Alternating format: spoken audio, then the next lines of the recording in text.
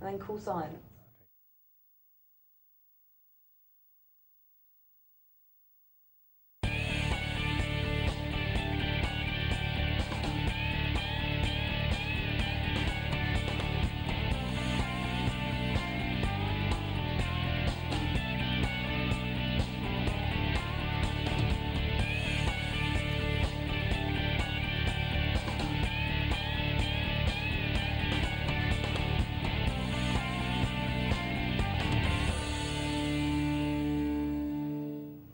Good evening and welcome to Poker Night Live. My name's Michelle, your host for the evening. Tonight we're going to be watching Texas Hold'em Poker. Welcome back to those of you that have joined us before. And to those of you that haven't, what we're going to be doing tonight is watching live poker as it happens. There is a 5-minute delay to all the poker we'll be watching, so our players can't cheat.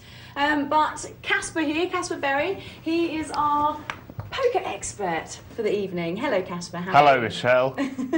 How are you? Are we looking forward to a great night of poker tonight? Very much so, and regular viewers will be noticing I've got my usual threads back. Your usual threads, yes, because we did have a bit of cardigan happening on Cardigan Thursday, action. didn't we? I thought we'd break it down for casual Thursdays. Okay, well, smart Saturdays tonight. Yeah, it wasn't What's appreciated. your job for the evening? Can you tell the viewers? My job, if you like, is to throw some wit into the proceedings, illuminate the game with a little joke every now and again, where you will take us through the poker action. Okay, fair enough. So slightly differently tonight, we're going to be working Poker Fun. It's not the show without you guys at home. Now, it's a Saturday night. We get a lot of people playing poker and watching, and we love to hear from you on a Saturday night. If you would like to communicate with us, ask us any questions about poker, you can do. The text number is 62211. There it is on your screen. And the email is poker@pokernightlive.co.uk. And you can also visit us on the web. Here it comes. You're right, there it is. pokernightlive.co.uk. It's amazing, isn't it? You're looking a bit casual tonight, Michelle, in the jumper. No, it's not that casual. Jumper thing. Black. It's not that smart, is it? It's better than a cardigan. Is it? It's all opinion. Well, tonight we're going to be watching some tournaments, hopefully some cash games a bit later on, and some multi-table tournaments as well would be good. If you wouldn't mind taking us around the tables we'll be watching. No, not at all, not at all, no. Give me some tables, I'll take you around them. Okay, let's Here we have a are, look. okay. This is a $2 tourney. What kind of tourney is it, Michelle? $2. It's a $2 tourney. Sit and go, obviously. Single table tourney, STT. S&G, sit and go. This is a $5 tourney.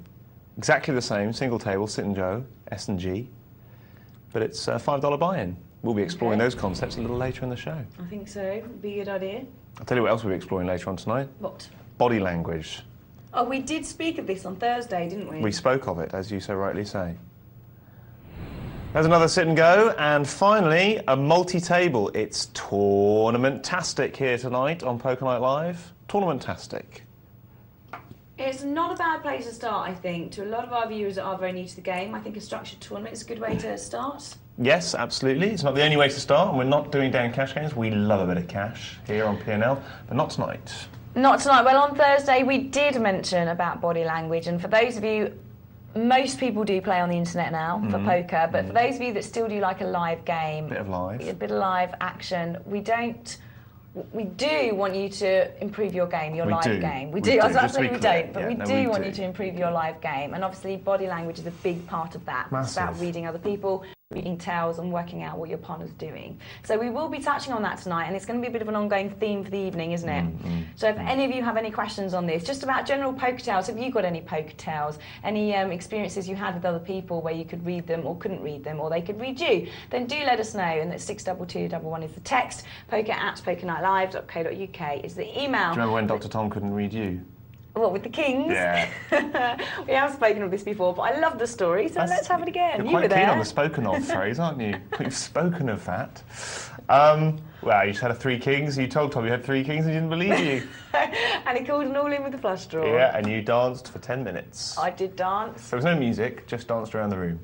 It was fair enough, I think. No, absolutely, you were elated. I would never do it again to Dr. Tom, because we have learnt he doesn't like dancing when he's lost. No. Wasn't a good thing. He didn't speak to me for 3 days. But he's over it now, and I'm looking forward to the next game I play with him. Very much. Right, tonight we're going to start with the tournament. Yes. Which one do you fancy? I don't mind, surprise me. $5. Okay, well, okay, $5 then. Okay. Let's head over to a $5 tourney. Here it comes.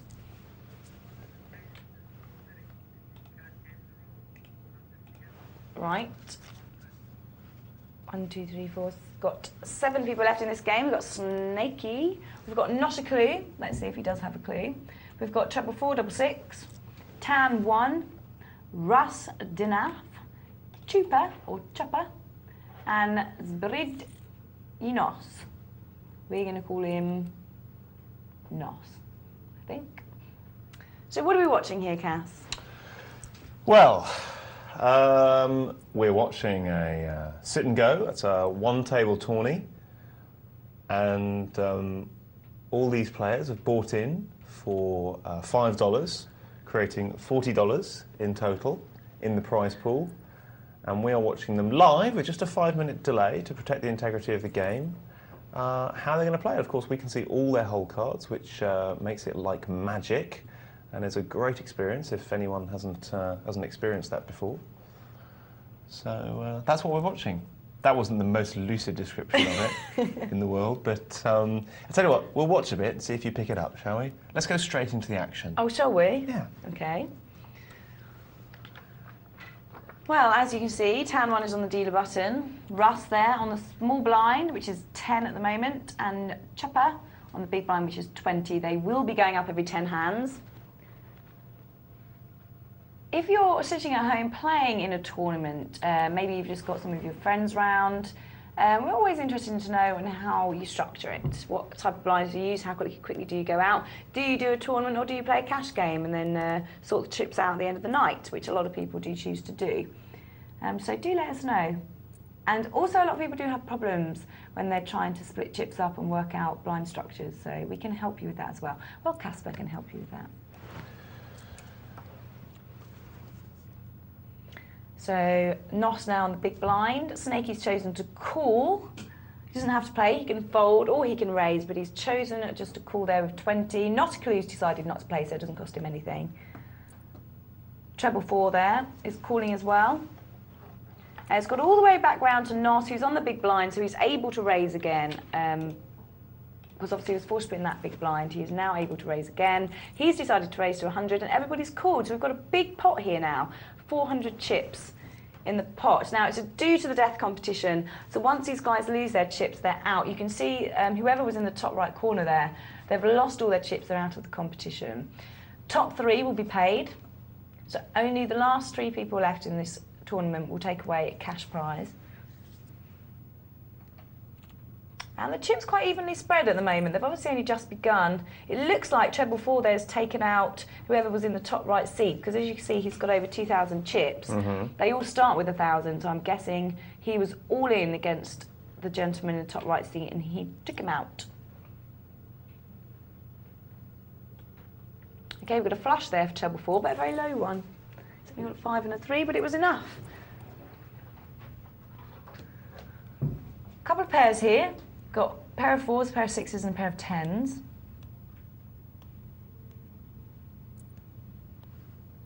As you can see, as I said, the blinds have just gone up. 7-9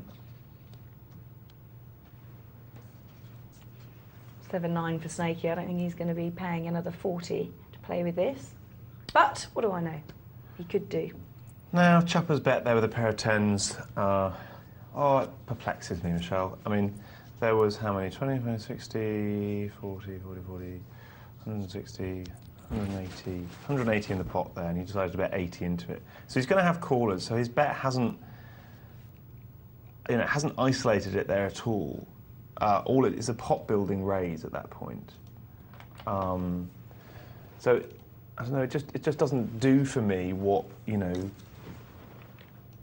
bet should be doing at that point. So do you think with a pair of 10s he should be betting to push people out, push other people off? Yeah, well, he should be betting to isolate it. He should be betting to isolate it heads up, yeah.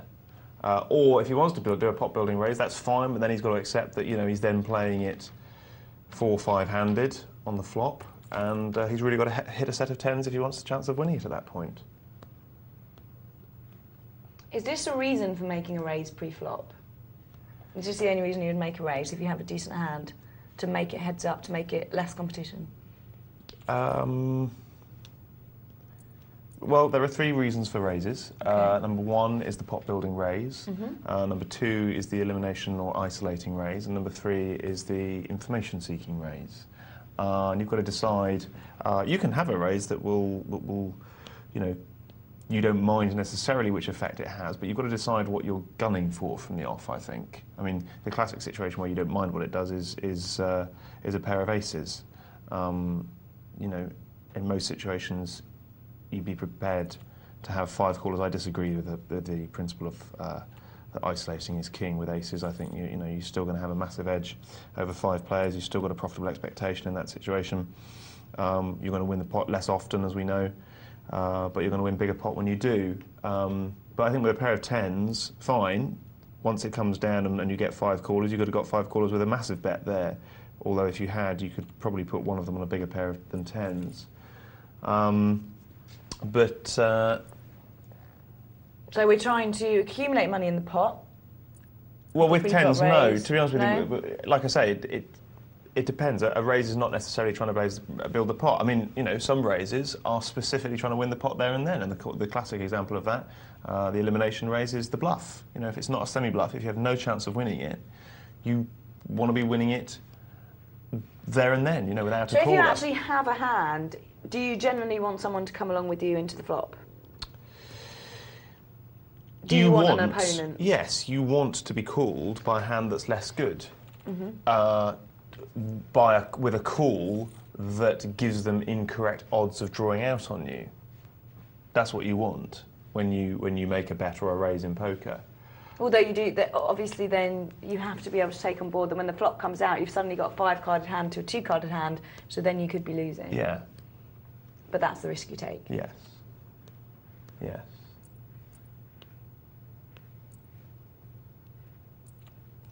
So when the flop does come down 3 cards, as your hand changes so drastically from pre-flop to after the flop, this is a stage where you need to try and work out what your opponents have, which is trickier than it sounds when you're first starting to play poker. As you can see there, Nos at the top has a 10, Jack, Queen, Ace. So if a king was to come down, he would have a straight. So he's got a gut shot. He's got a gut shot, yes. That's the classic semi-bluff there. He wanted to win it there and then. So really the intention of that raise was to eliminate. But if people did call him, he still has a lifeline. Yeah.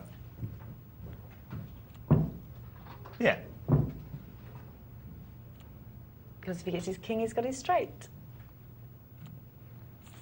That's how it's working. Well, let's have a look here and see what people do. We've got the small blind, which is 20. Nos is on the big blind, which is 40. Remember, I said they do go up every 10 hands. Not a clue has decided to call with king 9. You can see treble 4 there has an ace king, which is a big hand pre-flop, isn't it? But it's not the best. No. But it is one of the bigger hands you can have. Yes.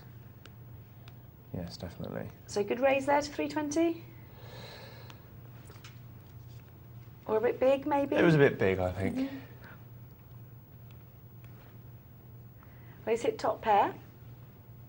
He's got a top kicker. Yeah, he's liking that. He'd quite like Nos to have a pop at it, but his big bet before the flop, well, I mean, Nos's massive call, pointless massive call, but there we go. Oh, now he's gone all in. Now, Nos, he doesn't actually have anything. He has his hand is an ace high, but obviously he knows that treble 4 has the ace high as well.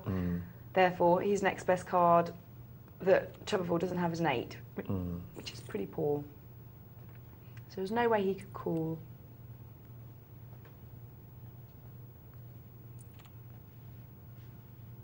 So because nobody wanted to call, he takes the money there and then, and we come on to the next hand. Not a clue there with a pair of jacks. Now this is great for not a clue, isn't it? Because he's got a pair of jacks, he's got to be worried about a pair of queens, a pair of kings, and a pair of aces. That flop is they're all undercards. Yes. So for him, this is the perfect flop, isn't it? Yeah, so we could have a pair of 10s, or a pair of 4s, or a pair of 2s. Very unlikely that they've got the 2 pairs there. They're nicely spread to eliminate the two-pair possibilities. Someone would have to be holding 10-4, 10-2, 2-4. So basically, yes, that's worked out as well as Nossaku could want. So we're looking for a nice, confident pot-sized bet here with jacks. We don't mind someone sticking around to hit an overcard, but we want them to pay to do it so that they're paying incorrectly. And that is a good bet from those hooks. And the two pairs fold, and he takes it down. So happy to receive a call there, or happy to receive a fold. Now bear in mind there's 9 hands in Texas Hold'em. One pair is only the second best hand. What do you mean 9 hands? There's nine hands you can have altogether, is that correct? You've got a high, a 1 pair, a 2 pair, 3 of a kind, a run, a flush, a full house, 4 of a kind, and a straight. Okay. Flush, sorry, straight flush at the top. Okay. So 9 different types of hands you can have. Okay. Bear in mind 1 pair Yes. is second from the bottom. Yes. If that's what you have when the flop comes out, you have 1 pair, how do you decide if that's good enough to carry on? How can you categorise the hands you've got to how good you are at the table at that point? I think you're starting from a false premise. Okay. Okay, so I don't think it does any good at all to think about the fact that there are 9 categorisations of hands in Hold'em. Well, if you think you're starting out, learners start out, when they hit a pair, they're like, wow, I've got a pair, I'm going to put loads of money in, and it's not always the right thing to do, is it? Nothing is always the right thing to do in poker. The first thing is that I understand what you're doing, because you're saying, okay, I'm a beginner, I think there are nine possible hands out there, how strong's a pair? So my first piece of advice is, don't ever say again, there are 9 possible hands, 9 kinds of hands, okay? Because you've got no kind of conception with that, how possible, how likely, for example, a 4 of a kind is, or a full house is, compared to how likely a pair is. If you think of a triangle, or like a pyramid, you know, the bottom 10th of that pyramid, or 9th of that pyramid, if you like, for the pairs, has an enormous number of combinations, and progressively fewer combinations as you go up the pyramid. All right, so very few ways of making a straight flush, and only 4 ways indeed of making a royal flush, whereas hundreds or thousands of ways of making a pair. In fact, don't think I could count all the different card possibilities that can make different pairs. Okay. So, you know, how good is a pair? Well, of course, the World Championship can be won with an ace high on the final hand. Do you know what I mean? And you know, well, could definitely be. It's certainly been won by a pair of 8s when Chris Jesus Ferguson hit his 8 against TJ Cloutier's ace queen. So that's the first point. It's completely pointless thinking in terms of these 9 possible hands. The second point is that the strength of your hand only has any meaning in relation to the texture of the board, okay? And more particularly, the possible nuts on the board. So for example, if there's no pair on board, then no one can have a 4 of a kind, and no one can have a full house. So you can eliminate them hands straight away? Eliminate them straight away. If there aren't 3 suited cards, then no one can have a flush. Right. So we can eliminate flushes. So now, if there's no pair and no 3 suited cards on board, then the highest hand can only be a straight. Now it's less simple to look at it to find a straight, but basically you're just looking at the configurations of cards and saying, if I have 2 cards and apply them to this board, is it possible to make a straight? Okay. And then if it's not possible to make a straight, then the highest possible hand is going to be the 3 of a kind of the highest card on board. And I think, if I remember, we established one night when I said it was 3 jacks, that it's not 3 jacks, it's 3 queens is the lowest possible nuts, the lowest possible, highest possible hand. I remember that night, and it all got very confusing. And I'm sure we had agreed that it was the jacks. No, we definitely it was agreed queens. it was queens. I forget the name of the guy. Rob. It was Rob who said I was on crack. And the nuts being the best possible hand you can have at that point. Yes, that's right. So. So the first thing you can do when you receive your hand, the flop comes down, is work out what could be out there. Work out what first could thing be to out go there. through in your mind. Yes, and then you need some kind of conception or some idea of how likely the different possibilities are, and then an idea of, therefore, how strong your hand is. And you're then trying to set that within the context of the information that you have about your opponent's cards. Now, what information do you have about your opponent's cards? Well, interestingly, for tonight, you have their betting pattern, and in a live game, you also have their tells. Body language, yeah, and Body tells. language. On the internet, of course, we don't have that.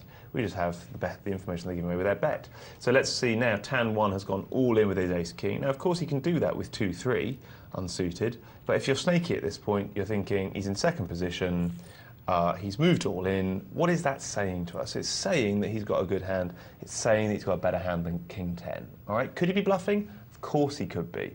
But what's the golden rule in poker, Michelle? What's the one question we ask ourselves before we do anything? Would this make a profit if I did it 1,000,000 times. 1,000,000 times? Excellent. Or I do realise 100,000 you're looking for an times. answer from me. No, it's all right. It's okay. It's all about the long run. You'll know I'm asking an answer if I say, what's the answer, Michelle? Fair enough. Right, so the first thing we're looking at is the flop coming down, working out what we've got and working out what other people could have. And then, as Caspar says, the likelihood of them having those particular hands.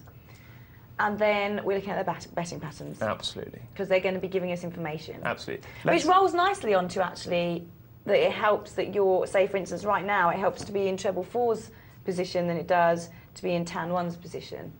Because he can see the betting information He first. has all the information, that's right, yes, you're on the button. Let's have a look at a little bit of information that we're getting at the moment. Here are some stats. So, 25 hands being dealt. 4-4-4, he's raised it up 16% of the time, which is more than anyone else. Whereas Not a Clue hasn't raised at all, but he's called 41% of the time. So he is what we call a passive play. He's done a lot of calling, whereas 4-4-4 is a more aggressive play. He's done a lot of raising. And we'd factor that in to our calculations, whereas look at that little chupper. He's only played 8% of hands. So I've been sitting in a room today with someone who's done a lot of smoking. Oh, she got a cough. Literally just going through cigarettes. Not good. Let's get back to the game. Seems to be quite a passive table, actually. Yeah. Yeah. Okay, so if we try and watch the betting patterns here, we can see what information these players are giving each other. So let's see what they're saying and what they actually have, because we have the wonder of sight here at Poker Night Live, being able to see everybody's hands. Do remember, these guys are playing this on the internet as we're watching it, but they played it 10 minutes ago, 5-10 minutes ago. We've got it running on a delay, because we don't want them to be able to see each other's cards, because it wouldn't be as good a game. They're all real people, and they're all playing for real cash. Well, they remember this is a tournament, so I think it was a $5 tournament. So they've all paid $5, and they've all been given 1,000 chips. Okay, so... Feels generous, doesn't it, for just the $5? But if they lose them, they're gone. That's right. That feels stingy, doesn't it, by contrast? It does. Just get another pop at it. So we've lost 2 players now, down to 6. Okay. And folded around to not in the big blind, and the blinds are up to 8160. Fast blind structure in this this sit and go. Same as them all, of course, but they're all fast on these particular sites. Okay, so a raise there from Russ. Mm-hmm. So he's saying, well, I've got a hand, Mm-hmm.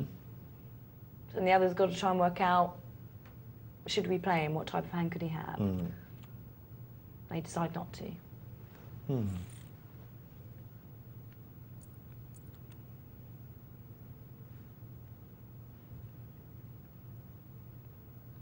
Turn 140. Can't see him coming in here. Jack Queen, high cards. Yeah, high cards, but I mean, you know, we're in early position, it's getting relatively short-handed. I'm not calling there with Jack Queen, I've got to be honest with you. I may raise, I may fold, but the call is the one thing that I won't do. Unless, as we've said many, many times before, it is my one little play to mix things up slightly. Well, treble 4 there has hit the middle pair, so he's put a little bet out there. It's the big blind bet of 160, so he's obviously saying to Russ, I've got something. It's not huge, but I've got something. What have you got? And I suppose if Russ hadn't have got anything, he would have let it go and treble 4 would have taken it down. But unfortunately for treble 4, Russ has got the jacks, top pair, and treble 4's still come along.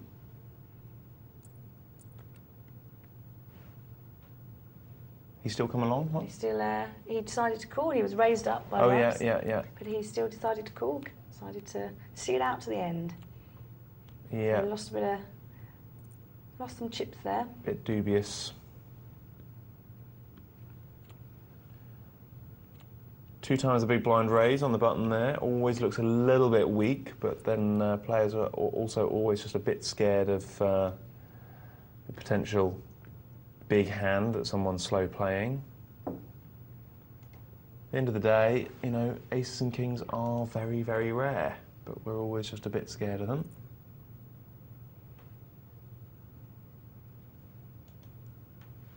A lot of spades out. Obviously we can see there's a lot of spades, but they can't. So for all they know, they could be in for a flush. Do you know what the odds are to get a flush by the river?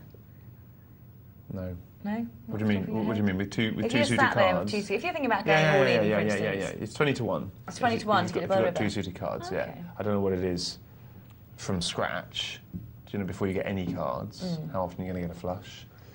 But from sitting there with your 2 cards, deciding whether to play it because it's suited. Yeah, you know, but these by the river odds are always a bit dodgy and kind of outdated now, really, because people have realised that the no limit game is really about how it's going to pan out between 2 people. Look at that.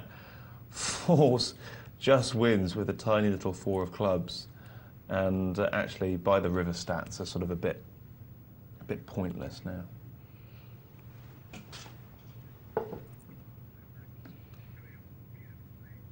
Okay, well, we've got a couple of emails, so let's leave that going for the moment. We're going to come back to it, don't worry. We've got some questions here, so we might as well tackle them. Okay. And then we can return. We're left with 5 people there, but we can return to that in a second. A text from Wavy says, you feel gifted in beating pocket aces and robbed when losing with them, but they are only a single pair, so can be very overplayed. What do you guys think? And this goes back to what we were talking about a moment ago, is do you look at your single pair as being a good hand, or do you look at them as just a pair? As you said, it varies depending on what other people have got.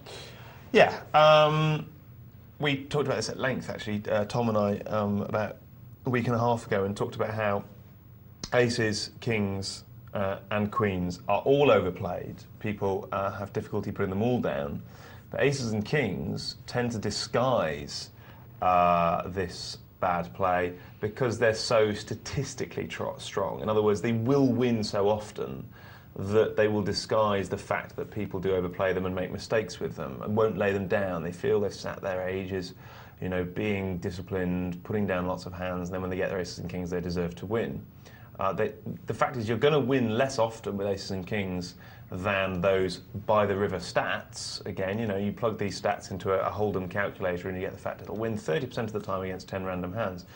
Yeah, but you won't win 30% of the time against 10 random hands because you will put it down sometimes when you have the winning hand. And of course, sometimes you'll bluff someone else off the winning hand, but it's going to happen less often with aces because for someone to have a hand that beats a pair of aces has to be a good one, which is something that are unlikely to put down. So yes, it is difficult to get rid of them, but they are only just a pair. And I say this so many times on Poker Night Live. Once the flop comes down, you don't have your first 2 cards. You have whatever those 5 cards are. People still refer to their hand as high pocket aces. Yeah, pocket aces. But, you know, the board was 3 suited. Do you know what I mean? So, absolutely agree with your point. A good point. And if you're thinking like that, then you'll be playing good poker. Thank you, Cass. We've got an email from Gary K. He says, please read this out. I'm sure it's a question lots of people want answering. Well, here we are, reading it out. He says, hello, great show. Do you recommend any calculators while playing on the internet, like PokerPal or Calculatum?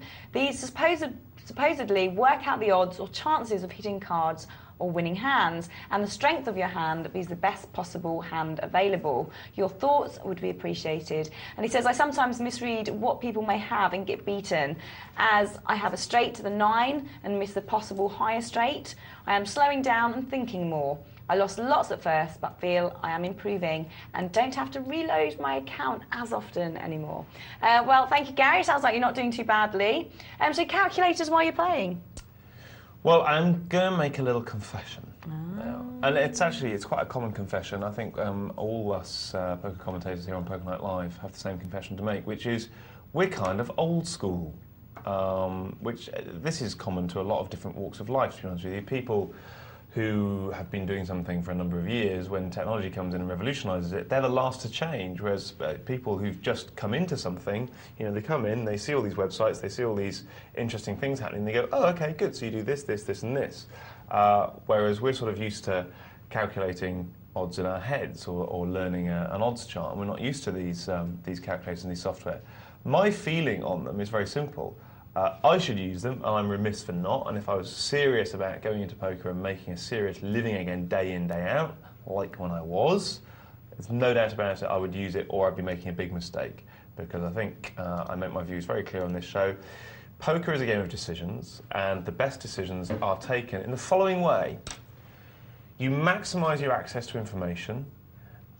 You hone your ability to digest and, process that information so that you can make the best and fastest decision under the conditions. It's as simple as that. That's the same with absolutely everything in life. Some of the information that you'll access through that maximising process, you'll discard. That's absolutely fine. But still maximise your access to it so that you can use it. So it's about having the right information, having accurate information, should be said, although poker information is generally accurate because it's statistical. Having the best ability to process that information, again, in terms of quality and speed, and finally making a decision based on all of that. So I know that sounds a bit theoretical, but all of that said means, yes, I think you should be using these calculators. As for which is the best, I'm afraid that's what I can't answer. I know that a lot of people have talked very highly of Poker Tracker, which I assume is doing the same as what you're talking about. Unless you're talking about a piece of software that says you have this chance right now of hitting your flush, all the rest of it, which again, excellent. All that access to information, fantastic. Excellent. Well, to those of you that are only just joining us, welcome to Poker Night Live. We're watching Texas Hold'em tonight. We're in the middle of a tournament at the moment. We are going to head back there. We generally have a theme for the evening. Tonight, we are going to be talking about body language, or tells when you're playing in live games. Now, most of you at home will be used to only playing on the internet, but there will be a few of you that still like to go out and play live. So, Caspar, we are going to touch on that tonight, aren't we? It also means we want to hear from you guys. So if you have any experiences with tells or body language or what other people are doing while you're playing a live game, please do get them into us so we can discuss them. Remember, the text number is 62211 and the email is poker@pokernightlive.co.uk. And before we go back to our game, do you have any little snippets for us of information on that subject? Which subject? Body language. Body language. In live games. Shall I tell you what you're saying now? What? You don't want to know. No? No. My body language? Yeah. Let's get to the game. So we get straight to the game. Okay, fair enough. Back to the tournament. You're in one of them moods tonight, Caspar. I'm not in the mood? How can you say I'm in the mood? Look, that was freaky, wasn't it? Yeah, it was responding to you. Why do you think I'm in a mood? So go, come on then, tell us then. We want little snippets. Little snippets of body language information. Yeah, because we did touch on it very slightly on Thursday. Some really interesting stuff, I thought. Yeah, so shall I recap what I said on Thursday? Yeah. Okay. Basically, what I said on Thursday, and apologies for those who were here and heard it, but what I said on Thursday was that people generally feel that they have to conceal the way that they're feeling, okay? Because people feel that in life, they've been seen through. People can tell what they're really thinking. People feel transparent. So people feel that they need to be someone else or be something else rather than someone else, because I'll talk a little bit about that in just a minute. So So what Mike Carrow says, for example, is in the first case, people act weak when strong and strong when weak. He calls something poker clack, which is actually his rather American phrase for tutting. So when someone goes, he says they've always got the nuts in that occasion, in that situation. Actually, Mike Carrow's points are a little bit outdated now. I don't think many players do that, the strong when weak, weak when strong thing. I think these things probably move through years, and I think right now we're definitely in a situation where people are almost en masse doing the double bluff on that front. In other words, I would say if someone says what their hand is in a chat box in internet poker or live poker, I think 9 out of 10 times you can assume that they're telling the truth. Now, they might be double bluffing telling the truth, but I think 9 out of 10 times they'll turn over what they say they have. Oh, that's interesting. Just like but I did with the Kings. Just like you did with the Kings. Well, I mean, that was a perfect example. Yeah. That's exactly it. I'd never done it before. No, and I think that, I know this sounds a bit silly, but in the 80s, you probably would have been more likely to have been saying the opposite. But people are, once en masse a population sort of susses that, then it becomes correct to double bluff it. Yeah? And that's the old dominant ideology in poker being subverted. Point. Again, rearing its head. The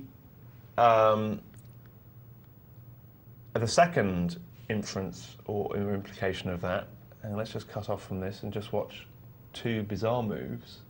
First of all, Four's raising it up with 4-6, and then Russ coming to the top of him with Queen 4. And then the Four's calling. Gets his flush. It's head of straight and then a flush. Brilliant. Wow. Well, that was very odd, wasn't it? Because Russ, we were in the bubble situation, and we were talking about this before. I wasn't. 4-4-4 was in the big blind. I'm sorry. But it was a steal raise with Queen 4. I'm sorry, I got it slightly wrong because I was halfway through explaining something. Oh, Queen 4 was trying to steal, was he? Yeah, I'll go back to my explanation. Okay. So the next one is if you're in a live game and a player has been singing or talking or anything like that, and they suddenly sort of seize up or stop, you will find that is a very good tell for a bluff.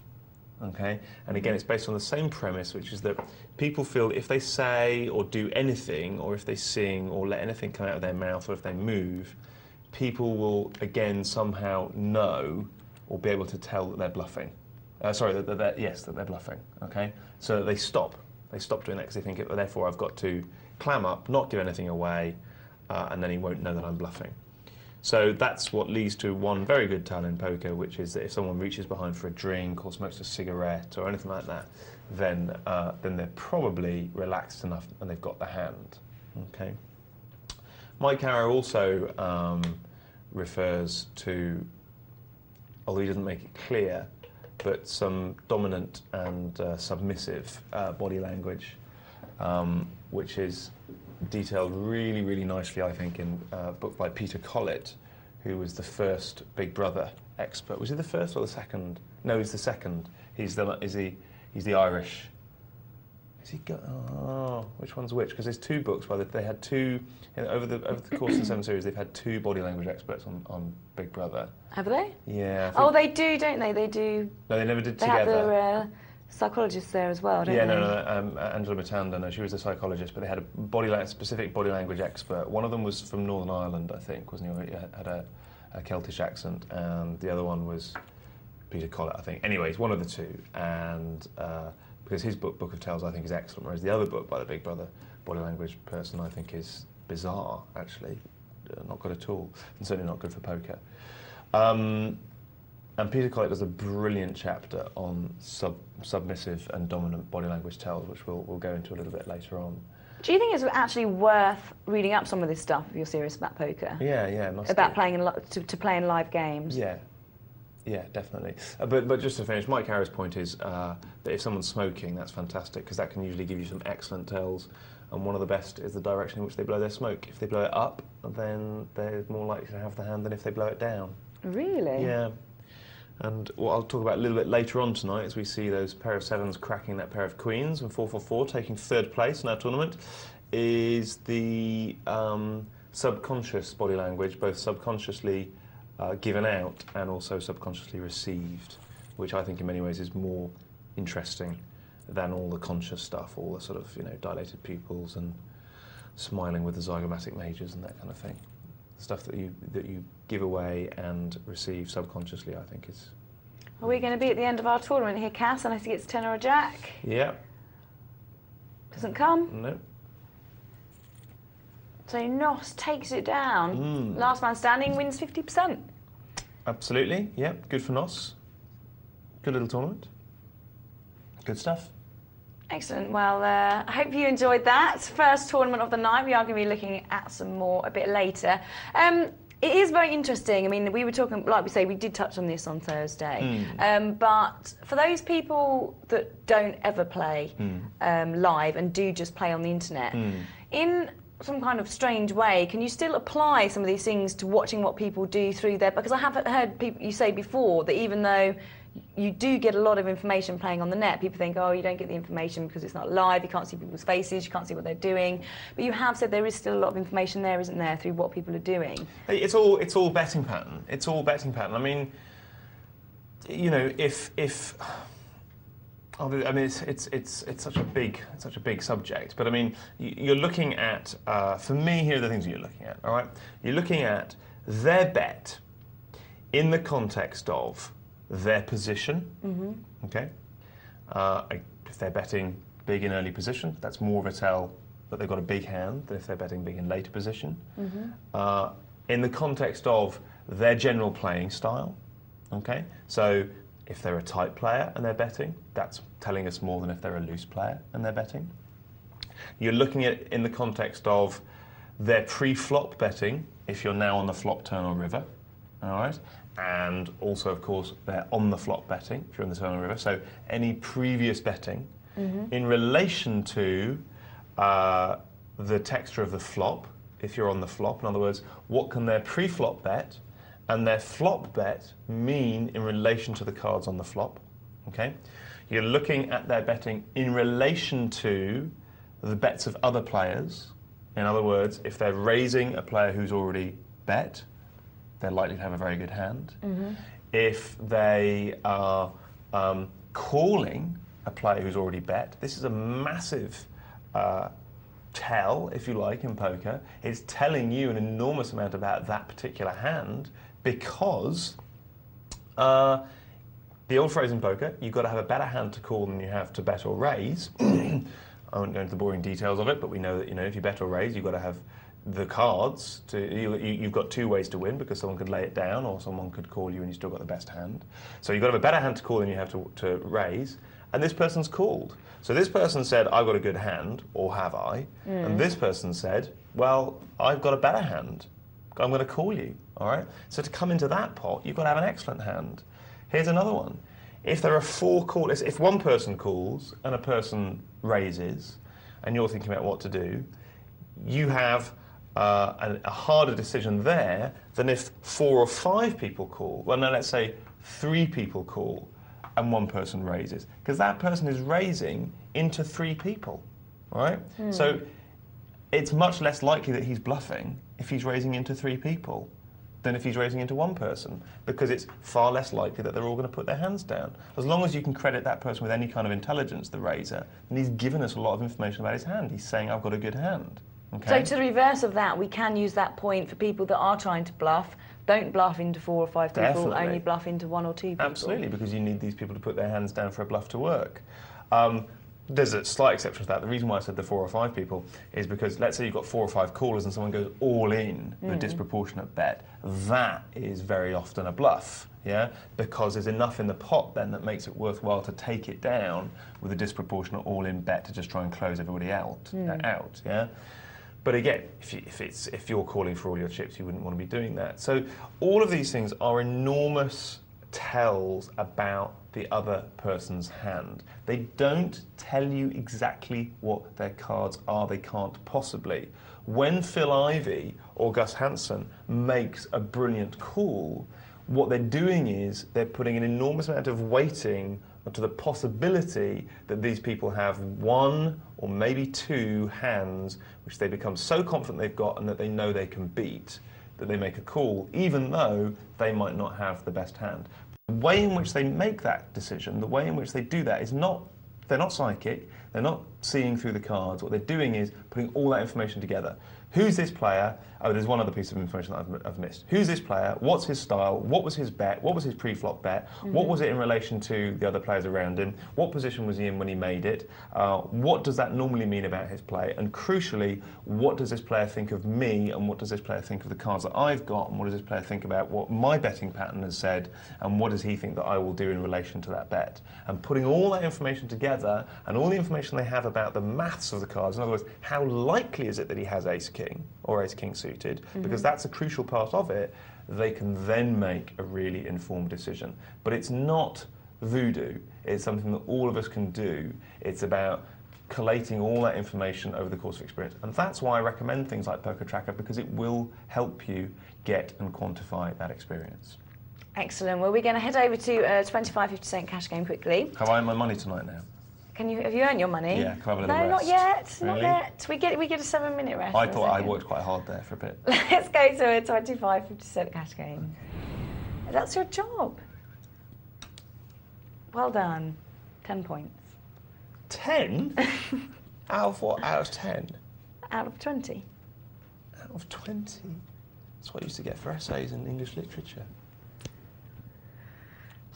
Right, this is a 25-50% cash game. So we're watching the same poker as the tournament we were just watching. How is the cash game different, though? Cash game different. How is the cash game different? Well, I mean, in simple terms, in structure, in a tournament, folks, you buy in for a set amount of money, everyone buys in, everyone sits down, tournament starts, everyone's sitting playing there together, you're going to play in a structured way that you all understand, your chips don't have any cash value, you're going to play till, depending on the tournament, there are 20 of you, there are 10 of you, there are 3 of you, and then as you drop out, you're going to be awarded cash prize from that tournament kitty that's created by all those people buying in. That's the first thing. The second thing is that will create some differences, therefore, in your play. Look at this hand, interesting. Crazy Gums hit top, second pair, I do apologise, not top pair, but he decided to call it down. Cat Attack has hit 2 pair. Will he choose now as the time to raise with the pot with $6? Or will he smooth call for now? Just smooth calls for now. Interesting there with the 2 clubs on board, but he's given people a chance to draw at that. What will his decision be now in light of that? Still checks it. Susses out where the power comes from, and there you are. He's made a full house, which is interesting. Aces full of 4s. Got to bet it out. Got to bet it out now. Cat Attack can't afford to risk Geordie's fold, and Geordie has no kind of call anyway. And Crazy Gum folds it too. So Cat Attack didn't maximise his profit on that hand, buying him for that. That's just the way that it played out on that particular occasion. We've got an email here from Guess West, which I'm going to do now, actually, before we head off to our break. It starts with, have to respectfully disagree with Cass. You know what, he shouldn't do that disrespectfully. He should do it with all disrespect. All disrespect that you can muster, please. Well, he says, hi, I have to respectfully disagree with Cass on this idea that you shouldn't be thinning the field with aces. I understand his argument that you're playing for the long term, so the goal isn't necessarily to win that particular hand, but I think limping in with aces against multiple opponents is making the mistake of ignoring how the hand will develop in the real world with several rounds of betting.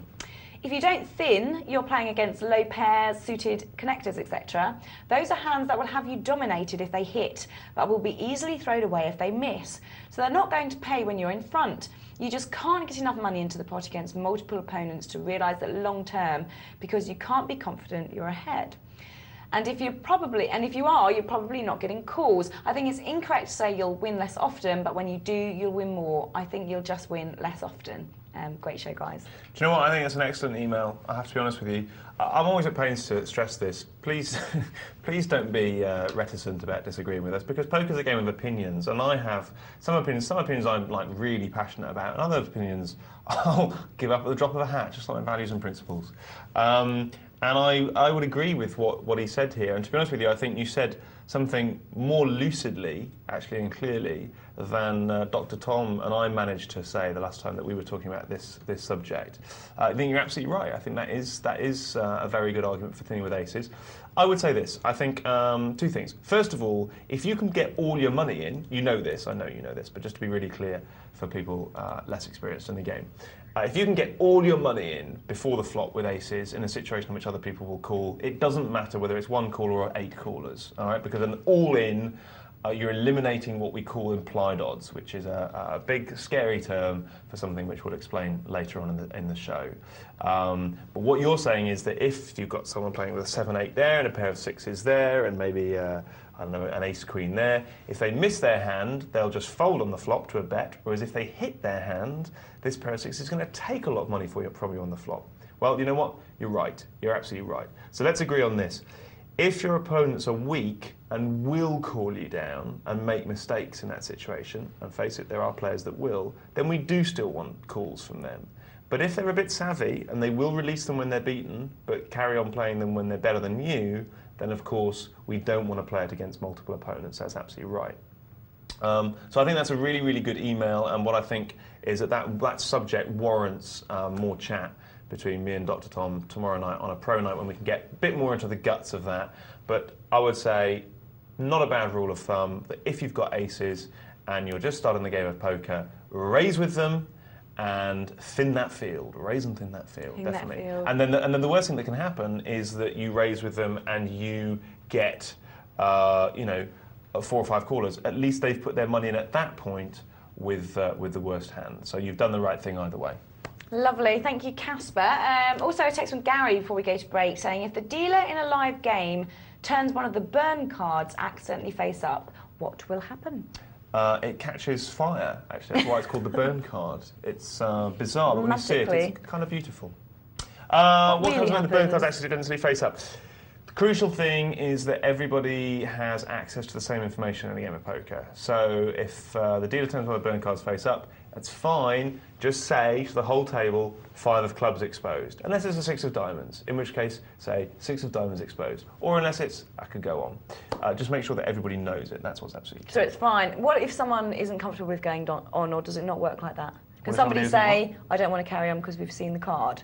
They can't. No, they can't. Right. Absolutely not. No, I mean it may have you know, it may have impaired their winnings. But those things happen in poker. It just happens. You know, poker is an imperfect game in the live world, and that's why you need a good floor person or tournament director in that sort of situation, because those things will happen till the cows come home, believe me. And they do. They really do.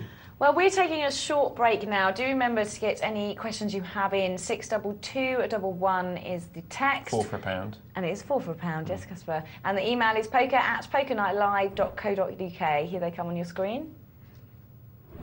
Excellent. There they are. That's cutting it fine. Well, we're heading off to a break now, so don't go anywhere, and we'll be here when you return.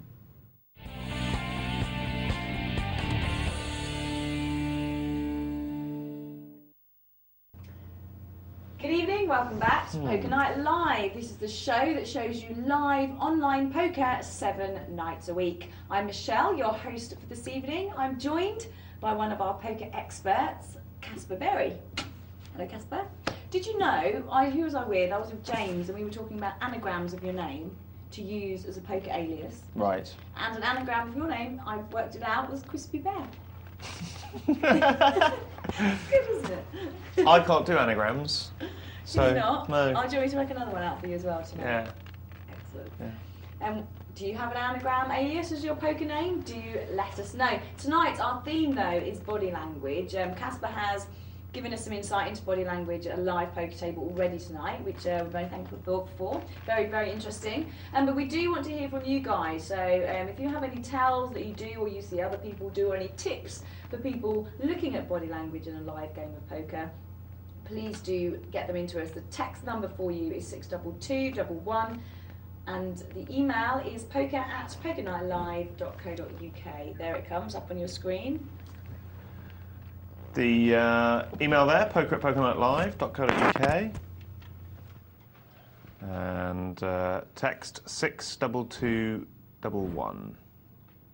And there's the website, pokerlightlive.co.uk, for all those interesting forums and lots more besides. I are. And there's a couple of good emails in already tonight, actually, so thank you for those. But we are going to go straight over to a game. So if we head over to our cash table, so we can have a look what's going on there.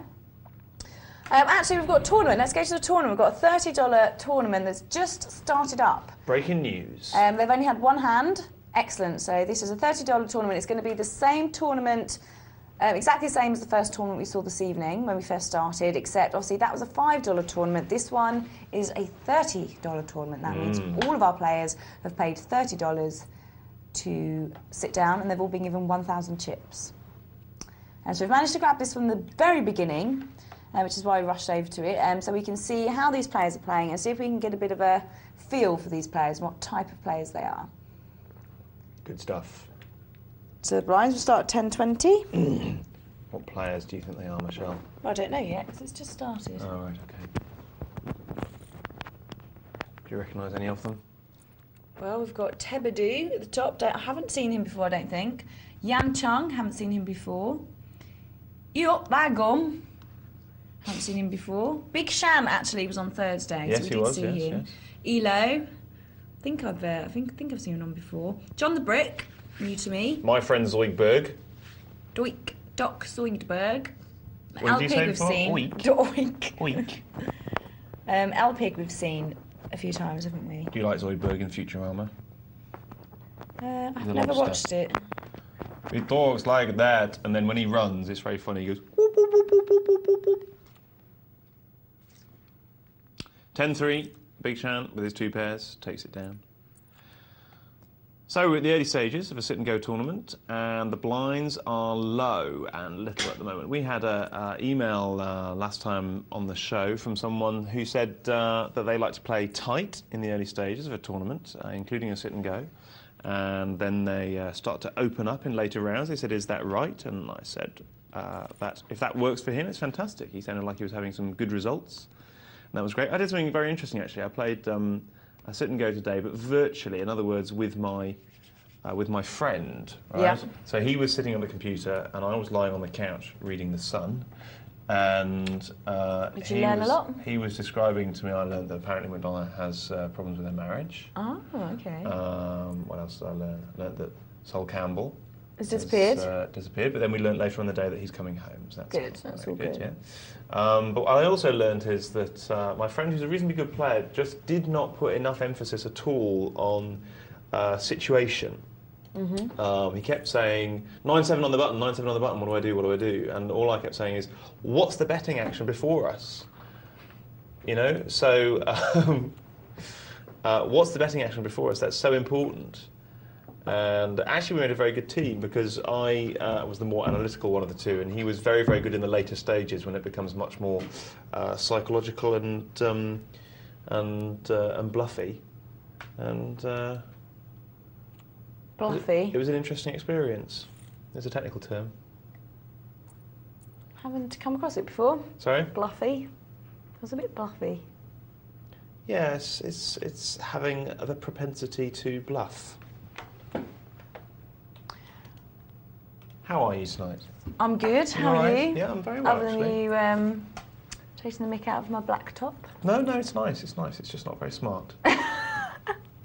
John the Brick there. Smarter than your Starsky and Hutch jumper from Thursday. Do you know what I'm going to do? I'm going to wear my Starsky and Hutch cardigan next time we do the show, because that was not my Starsky and Hutch cardigan. Honestly, trust me. My Starsky and Hutch cardigan is a big woolly beige thing. That was looks like it's been knitted by my gran. Actually, that one that I was wearing was really nice when I bought it, and it shrunk in 2 washes, as has my Starsky and Hutch cardigan, actually.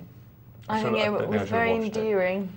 No, I don't really like it now. It's shrunk. It's no good. Made you look very comfortable. It's gone all wobbly here. What? There's nothing wrong with my top. Look, it's very smart. Well, I thought I'd wear the jacket and look like the American sports presenter again. I'd Just look like the olden days. And you spoilt it really with a jumper. What can I say? Not even very revealing. So what you're saying my role on the show is then, Caspar? I think it's fairly obvious. Leave that there. I do have an email from David. He comments on your jumper. He says, "Evening, guys. Great show. But does Caspar's mood reflect his dress sense tonight? Bring back the Starsky and Hutch style jumper so he can lighten up. Only kidding. Great show. I received some bad news today, David, so I'm just reflecting on that a little bit. Sorry, I'll be lighter again tomorrow when I'm with Dr. Tom. So you've not found your hamster yet then? Don't get that. Let's just go back to the game. Back to our tournament. It was a joke. Oh, about me losing a hamster? Yes. I thought it was a Richard Gere reference. Why would it be a Richard Gere reference? Well, I don't know. You tell me. Do you think you're a bit Richard Gere-y? Not in that way. Who would you say you're most like if you had to... Do you not know the connection between Richard Gere and a hamster? No. We've got to leave it there, I'm afraid. Oh, okay. Tell me in the break. There is no actual connection, can we just make it perfectly clear? But there was an urban myth that made out that there was for a period of time. If you had to pick somebody you were most like in the celebrity world, who would it be? Oh, well, you can't do that by yourself, can you? Someone else has to do it for you. No, someone else has to do it for you. Oh, so you want me to come up with somebody? Yeah. Okay. You do me and I'll do you. You... I can picture her, I can't remember her name. Billy Mitchell from EastEnders. No. No. That's not what I'm thinking. No, not for me. Oh. I'll have a think on it. Let's have a look at what's going on here. Up by Gum has hit top pair. As has John the Brick. Look at this. Perfect for what we talk about kickers here. What's her name? She had her own show, but she was disgraced, and now she writes a column in a paper. Slightly frumpy, blonde hair. Slightly frumpy? Yeah. I say frumpy, I mean really quite large. So you're... I don't think you look like her. What's her name? Big fat woman. Thanks. She had her own chat show like Trisha and Jerry Springer, but she was disgraced because she's rubbish. Oh, I do remember. It'll come to me in a second. She had a nervous breakdown on Big Brother, Celebrity Big Brother, a couple of years ago. Vanessa Feltz. Vanessa Feltz, yeah, that's who you remind me of. Vanessa Feltz. Yeah. Thanks. I'll remember that. Who's Billy Mitchell then? I don't know. Do you not know who Billy Mitchell is? No. Now, Elo's decided to call with ace-5 suited, so that's very much a drawing hand call. I still wouldn't do it even in first position. It's all about position, folks, all about position. I know I like to play loose in the early stages of a sit and go, but not in first position with ace-5. We're not in early stages now either. It's 2040. I like to do it when it's 5-10. So, anyway, ace-jack has the best hand and the best position. It's check to him, and he can bet out with impunity. He looks nothing like me. Don't know what you're talking about. Just got a picture up of Billy. Bets out. Elo has no call unless he's going to do something sly and cunning, and I wouldn't recommend it. Those are the times when we can just be stoic and accepting and just lay the hand down. Sorry, is my talking interrupting your Googling? I just got up Billy Mitchell for you. Why are you... Stop it, Caspar Berry, tonight already. Start commentating on what you're seeing. I am commentating very much so. Very, very commentary heavy tonight. Come on then. Elo takes it down, the big blind folded to him. There's a name for that and I can't remember what it is. Ace-King versus Ace-Queen. People often say, how many times does that happen? Well, here you are, it's happening right now in front of us. And Big Shan has Queen-King as well. Dr. Tom says King-Queen is the ruler in the world of the unraised pot. Well, Dr. Tom is quoting Uncle James when he says that. Oh no, it was James that said that. Well, sorry, not Uncle Tom. James is Sorry, quoting James. yourself. And Big Shan makes a good lay down there. There's many a player that would have called there with our Queen-King. But, what do we say, folks? What's our tell? Ace-Queen has bet out. Ace-King has raised. We've got a better and a raiser and a re-raiser. Does Big Shan have a call? No. Not with Queen-King, not even on the button. But you can lay it down for precisely the reason that this demonstrates they don't always have Ace-Queen and Ace-King and have us all out-kicked and dominated. Sometimes one's got a pair of sixes and the other one's got a pair of tens. But on this occasion, absolutely right to lay it. I have to say there, Yang Chun bet out there. Obviously, he's first to act. He made the bet on the flop. Up by Gum did have Ace-King, fair enough, but he didn't have anything on that flop. There was two hearts there. Maybe he could have put him on a draw. But if Yang Chung is betting out and Up by Gum doesn't actually have a hand at that point, is it the right thing just to call? Did What do you mean he doesn't have a hand at that point? Well, at that point, he's got ace king, but he hasn't hit anything on the flop. What, before the flop? No, this is after the flop. The flop comes down, the ace king doesn't hit. Yeah. Yang Chung was first to act. Right. He put in a bet. Yes. Usually, would that get rid of ace king, or? Because I probably would have put it down to a bet as I actually hadn't hit anything. Definitely, unless you're trying to set someone up for a joined-up move, and the only time that I would do that, and to be honest, we weren't looking at any kind of situation there, is if, for example, like today, my friend and I played a move which I really like, which is the flop came down 3 suited, right? And a player bet out in mid to late position, and we smooth called and everyone else folded, and then he we didn't have any of the suit, right? And my friend said, "What are you doing?" And I said, "Because it's very unlikely he's got to have 2 of that suit to call what we're about to do, right?" So he bet out on the turn and was getting as well, and we raised him, right? Now I put him on top pair. It doesn't really matter exactly what I put him on. The point is, he's got to have 2 of that suit to call, because we've just played a joined-up move there, which is exactly what you would do if you had the flush made on the flop when it comes down 3 suited. So if E-Up by Gum feels that he can manoeuvre Yang Chung on the flop if another card to the straight comes, or if the ace falls or whatever, then it's not a bad play in that sense. But you've got to be able to manoeuvre your opponent to make that play. Yeah, you can't make a play like that with an opponent who you feel's got your number and is not being pushed off hands by you.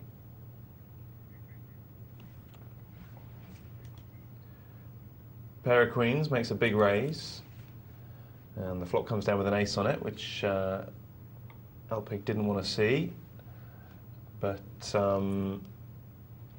only one opponent, and that's crucial, folks. Remember what I say, number of opponents is very important when thinking about the issue of, what's the chances that your opponent has an ace? Well, if there's 5 players, it's a much higher chance that someone's got an ace than if there's 1 player. So if there's 1 player in that situation, Elpig can make a bet at it. If I had raised before the flop and got 3 or 4 callers and there's an ace on the flop, unfortunately, in that situation, I'm probably going to have to check and fold to it, because I feel that making a bet there is a bet that seeks to elicit information, which I really deep down already have. I really deep down know. Yes? We actually have an email from Stephanie here, which is slightly relevant to what we were just talking about. Okay. So I'm going to read that out. It's from Stephanie. She says, "Hi both, I am a female student and play poker online. Because I am a student, my bankrolls are limited, and as such, I am running into problems." Well, we've got a Caspar here, so we should be able to help. She says, "I play 50p and £1 sit and go tournaments and finish in the top 3 out of 10 about 80 to 90% of the time. It's not bad. I would like to play at the next tier, but I never seem to have the funds to do it. I would say that I am a decent player. My play style is tight aggressive and seems to be fairly consistent." Well, that's a style that is advocated here on Poker Night Live, tight aggressive, so it sounds like you're doing well. She says, "I try and play cash tables to build up my roll. However, due to my small pot, I am in the 10p, 20p blinds tables. However, I always seem to lose my stake, and it's for one of 2 reasons. A, someone will bet everyone out of the pot by raising £5 or more every hand. So unless you have a premium hand, you have to fold or sit out, and eventually my blinds run out. And B, because of the low levels on the tables and the relatively low cost to call, people seem to call with ridiculous hands and hit cards on the river. By rights, there is no way that they should call. However, they will call re-raises and all-ins in the hope of hitting a hand. My pot is now back down to £5, although I have a free £25 going in tomorrow. How should I proceed to build up my pot? I do feel I can play at a better level. Should I ever gain the pot to do so? Kind regards, and I hope yourself and Caspar can help. P.S. I play on a small poker site, which now has so many bullies on the low price tables, it's hard to win on any cash table." Some good questions there, I think. Yeah, no, they are good questions. These are the kind of questions that people want answering. I'm going to have to break this down slightly.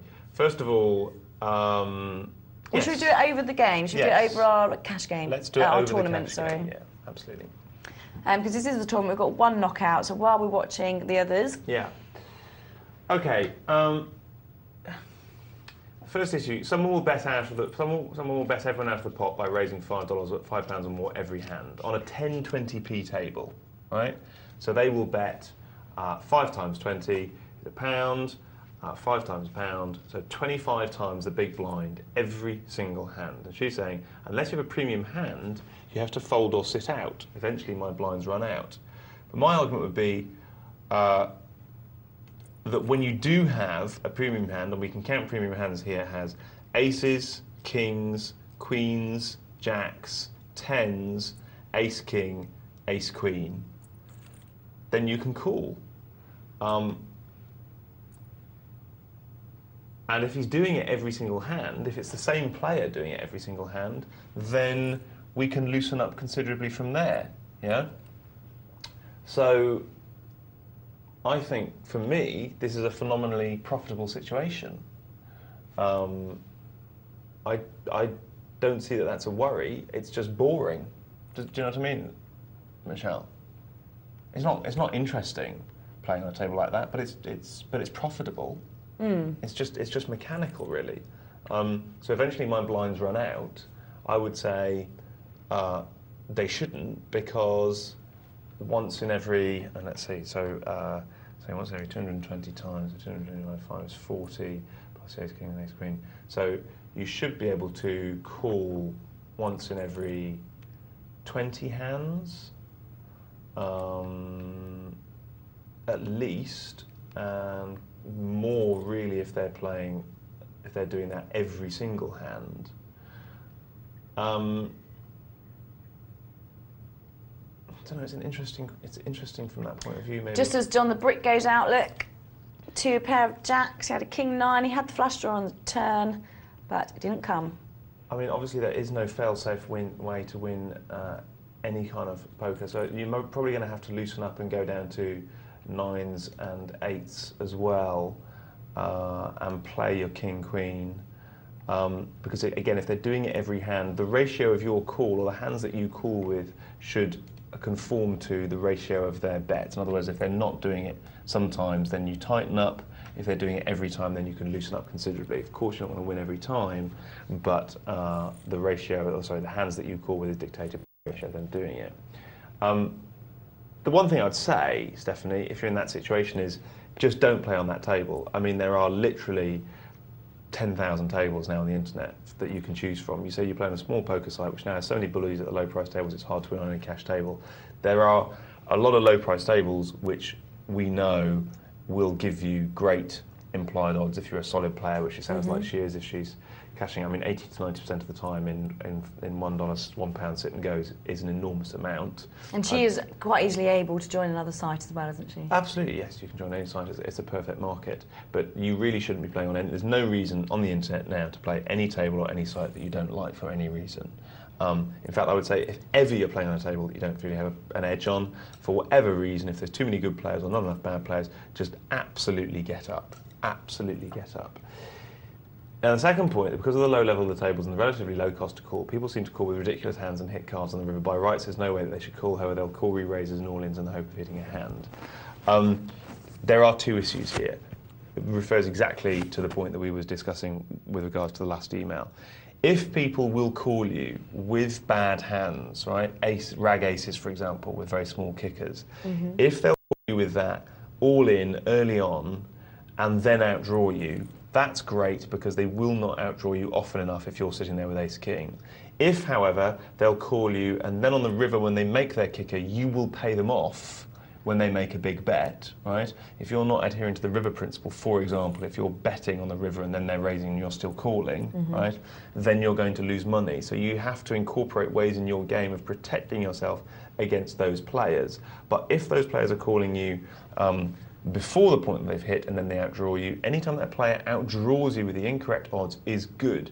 One thing I do want to do a little bit of work on at some point, I know that Tom and I are going to do it, is the effect of what I've talked about on this show before, which is what's called implicit collusion. What that means is that when a number of bad players all play together, where they inadvertently give each other the correct odds to call, and thereby make what would otherwise be bad plays good, when you've got 6 or 7 or 8 players all seeing the river together, right? They create these massive pots, giving huge pot odds, which make bad plays good. In that event, Stephanie, if they're making good plays, remember the old fundamental theorem of poker? I'm sure you remember it if you're a regular viewer of the show. If people are making correct plays in a zero-sum game, they're not making mistakes, and if they're not making mistakes, you're not making money off them. So it's quite possible that if we put those two things together, here we've got a player who's playing reasonably solid, who's not calling often enough against these people who are betting 25 times the big blind every single hand, and is paying off too many people when they hit their river with ridiculous cards. So we put all these things together, and poor old Stephanie's making a loss long term, even though she's a good player. So what do we need to do? First of all, we need to loosen our cards so we're playing more drawing hands, so we're taking advantage of those big pots and implied odds, right? We're playing the suited connectors, we're playing all the suited aces ourselves. And point number two, if we're at a hand where we've got, bullies going in with £5, 25 times the big blind, then we should be calling with almost any hand ourselves in later positions, okay? Because of course the problem when you call in early position, when you don't have much information, is that another player may call behind you with a much better hand, yeah? If we loosen our pre-flop holding so much. In both those cases, I would say two things. First of all, Stephanie, do get up if you don't feel comfortable doing it. There are definitely tables in the low limits where those things don't occur. You know that. We all know that. We all know there are tables, and it's not even a question of this site, that site, or Monday it's good, on Thursday it's bad. It's chaotic. It's random. There are some really profitable tables and some really unprofitable tables.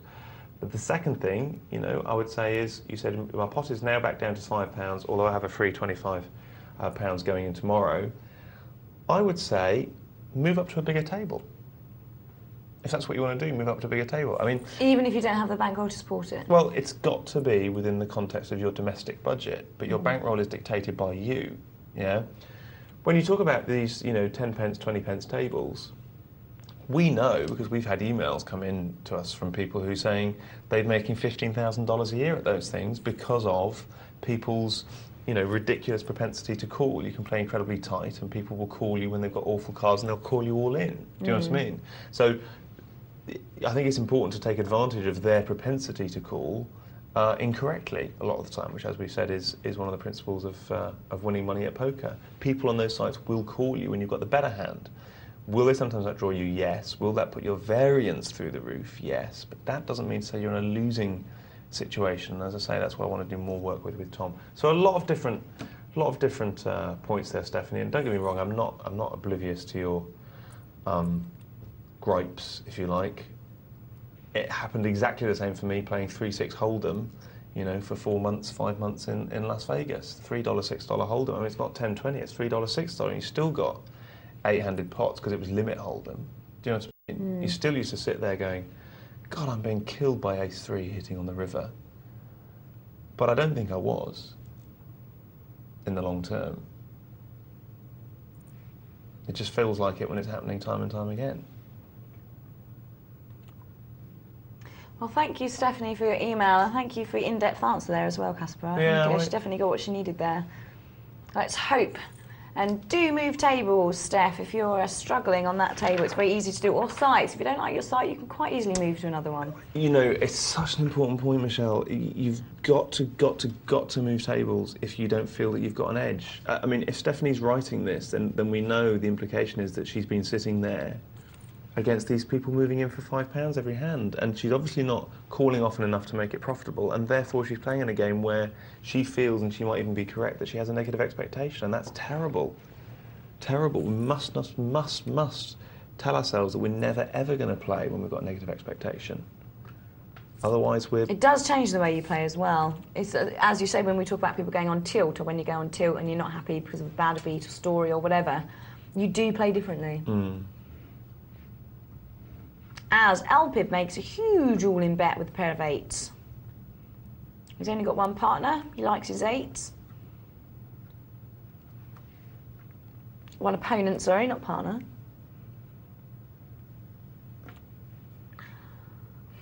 Still, slight bit of risk there. If he's up against kings, for all he knows. That's the aggression coming into it again. And also he saw that to Beidou there, he could only risk 500-600 of his own chip, so it wasn't too big a deal.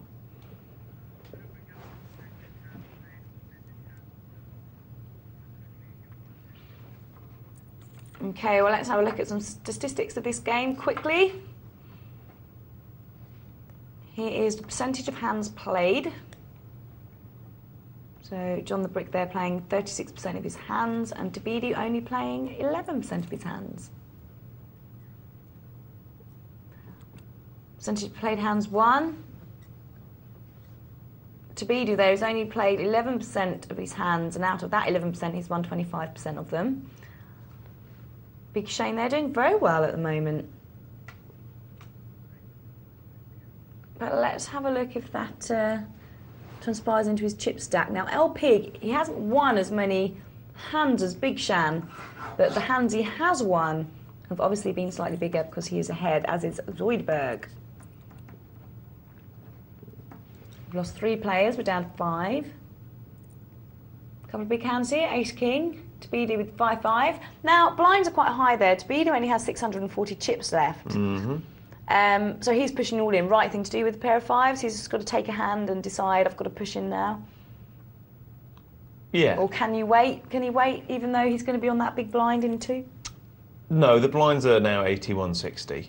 And I think that's a good time for Davidu to make that move. And happily it's worked out for him.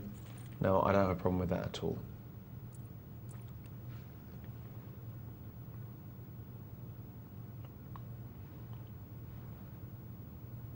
Zoidberg with the Ace-10. Looking about the best hand at the moment.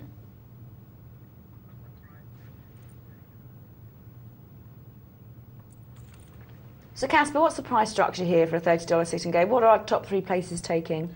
Same as always, Michelle. Same as absolutely every time we're in a sit and go. It's 50% for first, 30% for second, and 20% for third. Do the math then. 8 players all buying in for $30, creating a pot of 240. I can't be bothered. I'm sure if anyone's keen to know, they've got all the information they need.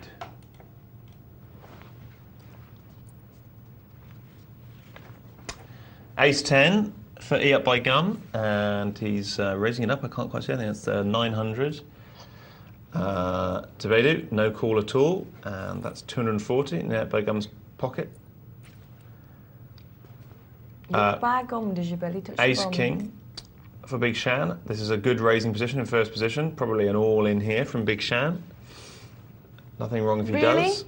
Yeah, because I'll tell you exactly why. Okay, key learning point coming up. Great. If he just raises 3 times the big blind, okay, he is committed to the pot at that point. He is not going to lay it down, right? He is going to be getting pot odds at that point for a call, okay? Therefore, why get himself into that situation with someone? If he's going to put all his money into the pot, it is better to put it in now and either win the blinds or be up against someone with a big hand. Yeah, well, the point is, how can I put this? He's going to be up against someone with a big hand anyway.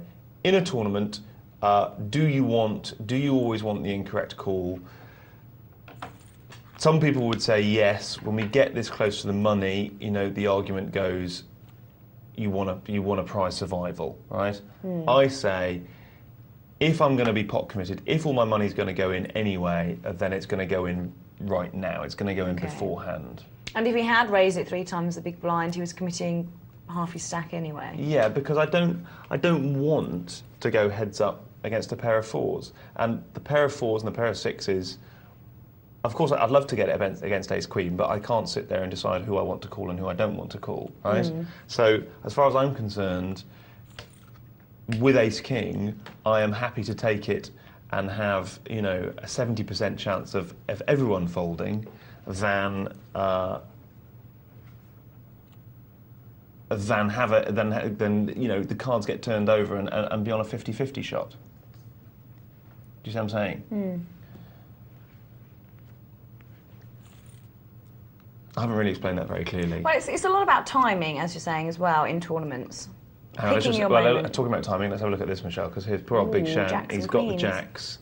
I feel another all-in coming. Maybe he'll just raise it to 2.5 times the big blind now. Or maybe he'll push. He does. 3 times the big blind there. And this is going to be very much, you know, an example of what I said. Now, if he'd pushed, he wouldn't have got rid of the queens. All right, so it's not relevant to what I was saying in that sense. Tebedu does not have a call here. This is absolutely where Tebedu wants to have the discipline to lay this down, even though we know he's got jacks and queens. There's a player still to act. That's the key thing there. And poor old Big Shan. Well, luckily for him, You Up by Gum doesn't take all of his chips out in this call. Yeah. But yes, if you've got Ace King, you get called by a smaller ace or a smaller king. That's lovely, right?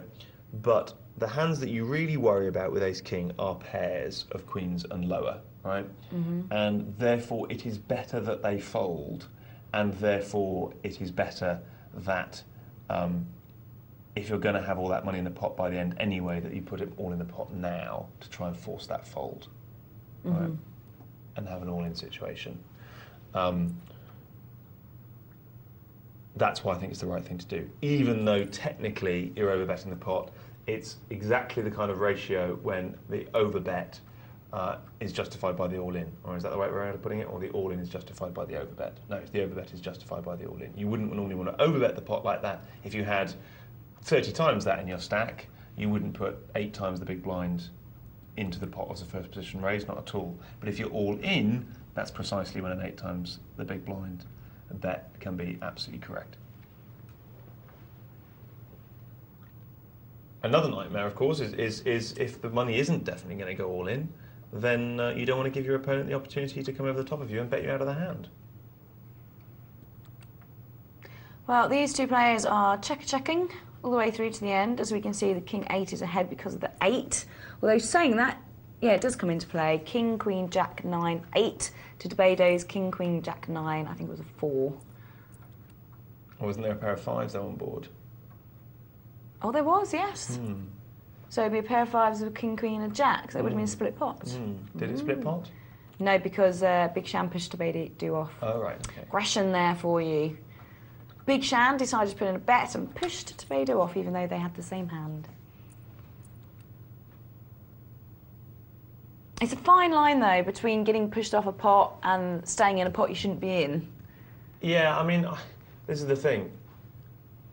We're always pains to point out that we'll point out the times when our commentary is made utilising the wisdom or the advantage of being here in an omniscient situation and seeing all the cards face up, right? And we know that someone was pushed off the pot there. But if you're sitting there without the information of what hand your opponent's got, I don't think that's being pushed off the pot. I wouldn't call that being pushed off the pot. Being pushed off the pot for me is when you make a fold that you know without that information you really should be calling. And I would say, great, that's the benefit of aggression. Aggression won out there, but he hasn't been pushed off the pot. He's just done what he needs to do from time to time, which is lay down a winning or even a drawing hand, because given the information that he had, it was the correct thing to do. What his opponent's done is give him enough incorrect information. But given the information that he's got, it was the correct thing to do. Well, let's have a look here. El Pig all in with the King 10. Tebedu calling with a 9-10. So he decided now was the time to try and double up. He's got his 9. El Pig needs a King or a 10, doesn't come. So Tebedu doubles up there. With a pair of 9s. Back in the game. There you can see, King 10 didn't hit, but the 9 did, so it was enough to take it. But El has the big slick, the Ace King. Big slick, just like our Caspar here tonight. Yeah, in my jacket, in response to some of the viewers' thoughts on the cardie. I was very naughty to wear the cardie anyway. I thought it was endearing, as I've said. I thought it brought out your... cuddly side. Cuddly side.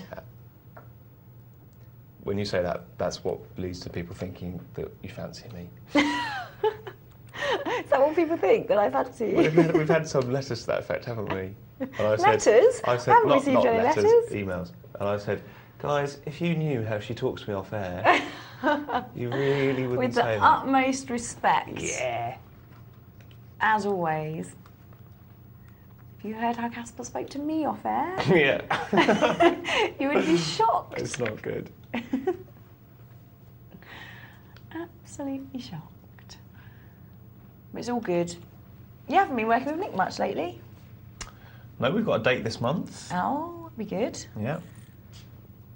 Because I know he misses you. I know, but we mess around too much. But it's funny. And you do talk good poker as well at the same time. Talking good poker. Talking poker for the good. That's what it's about. Yep. That's what we're here for. Very much so. 2 pair for Doc. Oh, I can't call him Doc, I'll get Shan. confused. 2 pairs just got a bit better. Yeah, it's still beaten by the 3 9s. Yep, 3 9s obviously beating 2 pair. And nasty for 2 pair, although I suppose the board is paired, so he has got a little bit of information there.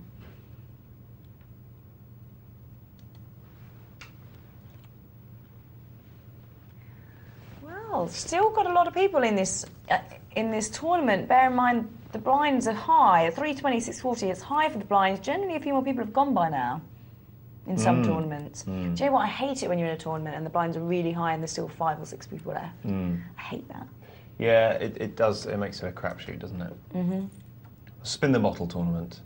And we've had a couple of all-ins recently, and in fact, the only thing I'll say is that the reason why we still got this many people is because the all-ins have just turned out to be freakishly, what's the word?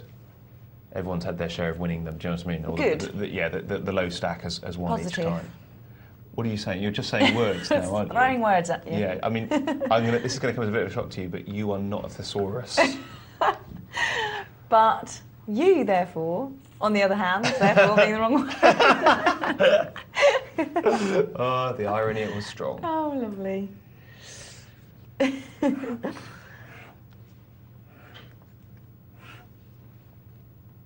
10 Jack, feels good, doesn't it? Queen 2's beating it, isn't that weird?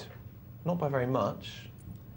In fact, the more I think about that, it might be certainly 10-8 or 9 or Jack 9. Queen 2 would have been beating it.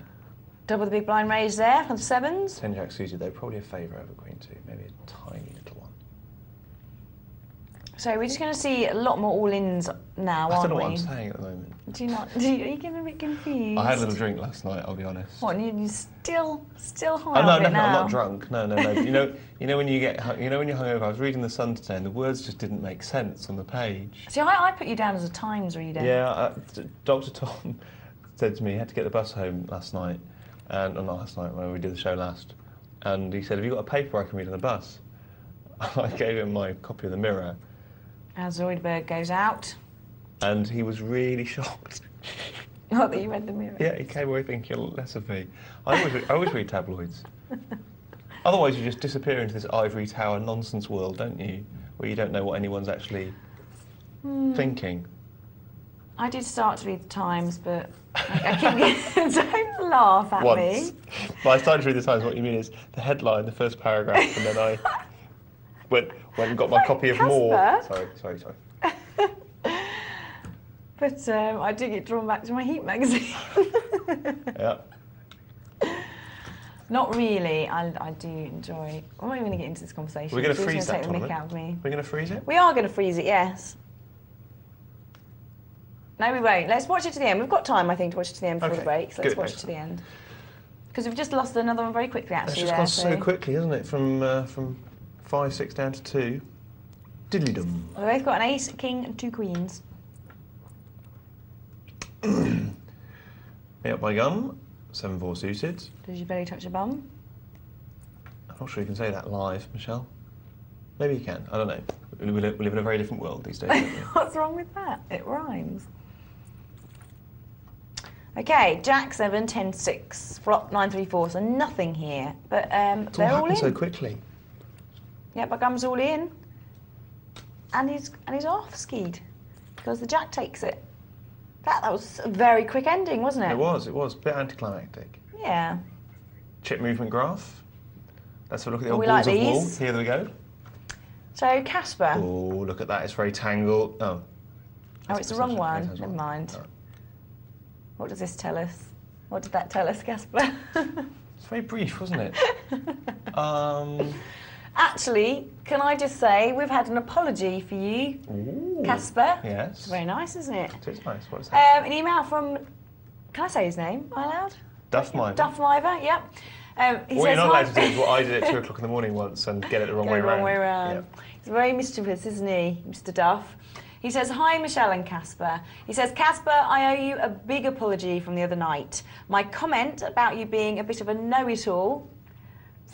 It's a fair comment, to be fair, Duff, but he says, my comment about you being a bit of a know-it-all was based on my own personal opinion of you, of the whole show, and not just based on my email that you agreed to. In retrospect, I was hugely flippant and way out of order. Aww. I can be a... Can I say that word? Yeah. I can be a real ass sometimes. I hope you will be gracious enough to accept my apologies, and I humble at your feet for forgiveness. By the way, jacket is good, but didn't like the cardigan the other night. Love and kisses, Sir Miver of the Duff. Well, and he's put his address. Well, yes, we won't read that out. Trev, listen, mate, you don't have to apologise at all. In fact, it was me that apologised that night, and I obviously accept your apology. That's very, very kind of you. I was very aware of being a pontificating ass last night, and all I'd say is, in my defence, that's my job.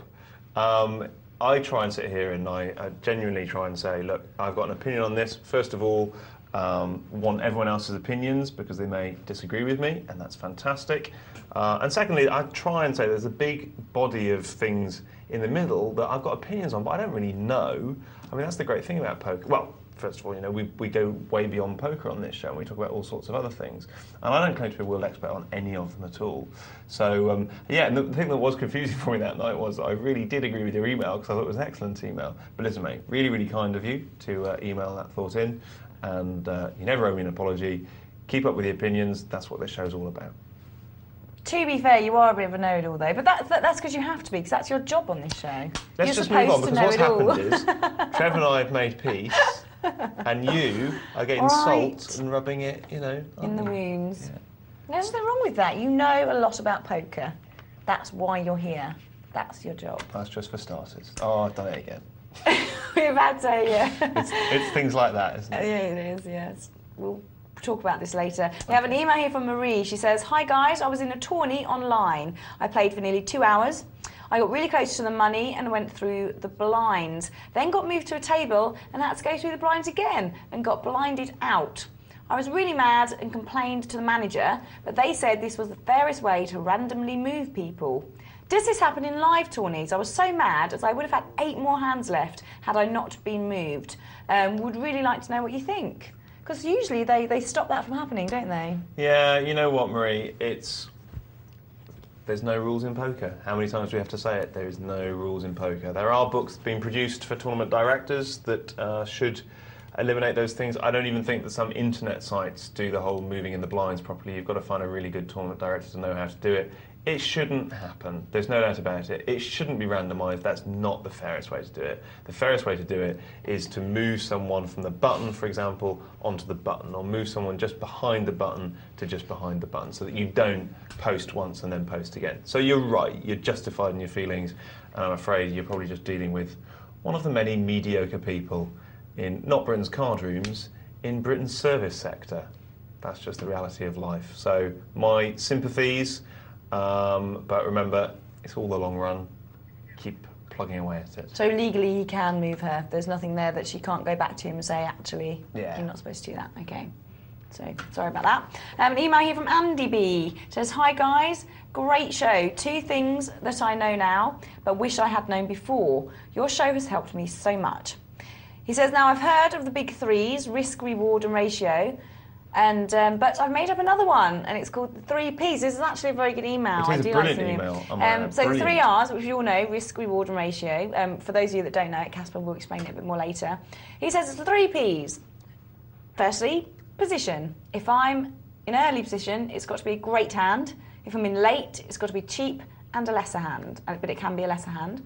P is price. How much money am I putting in? And if re-raised, am I still going? And player. If a player ever bluffs, is a loose cannon, or is a timid player, etc. So position, price, and player. I rarely find it's worth spending 5 seconds. Sorry, I really find it's worth spending 5 seconds answering those questions. If I get a bad beat, I don't get annoyed. I go straight to the poker calculator on Hendon Mog and check I was right. If I was, which now I am 95% of the time, so you're nearly right as much as Caspar, I take a positive satisfaction. I was right and they were wrong, and they will pay me in the long run. It does say here, P.S. it's Klingon, not Bone Dogger. Get Caspar to convert to sci-fi Klingon. Listen, I'm easy. You will have heard me recently saying Klingon stroke bone dogger according to taste. I don't care. A lot of us don't understand what's going on here. Is this a private joke? It's not private at all. You've got to watch pro nights. You've got to Okay. grow up. You've got to join it with the big boys. You've got to mess it about a bit. You've got to... I don't know what I'm saying. Still nothing, just words coming out of my mouth. 3 Ps, good email. It's good an excellent concept. email. Excellent email. We haven't talked about body language for a little while, so we'll talk about that in a moment. Just popped into my head. But yes, position, player, and price. That's fantastic. I've written it down. That's how good it is. I always take my little sheets of notes from each show, and I take them back and I put them in a little folder at home, and that's gone in the folder. So that's from the top. Okay, an email from Keith here. It says, "Hi Michelle and Caspar, great show as usual. A quick question, hopefully Caspar might be able to answer. After playing Hold'em online for a few months, I thought I'd have a go at 7-card stud, which I'm really enjoying. I find at the 50-cent $1 tables I play at, the players are generally very loose, and I can usually make a profit by playing tight, despite being new to the game. What are Caspar's top tips for playing 7-card studs?" 7-card stud. Searching to the recesses of my mind. I tell you what, let's go to the game, and I will tell you over the top of a Hold'em game, just for irony. Okie dokie.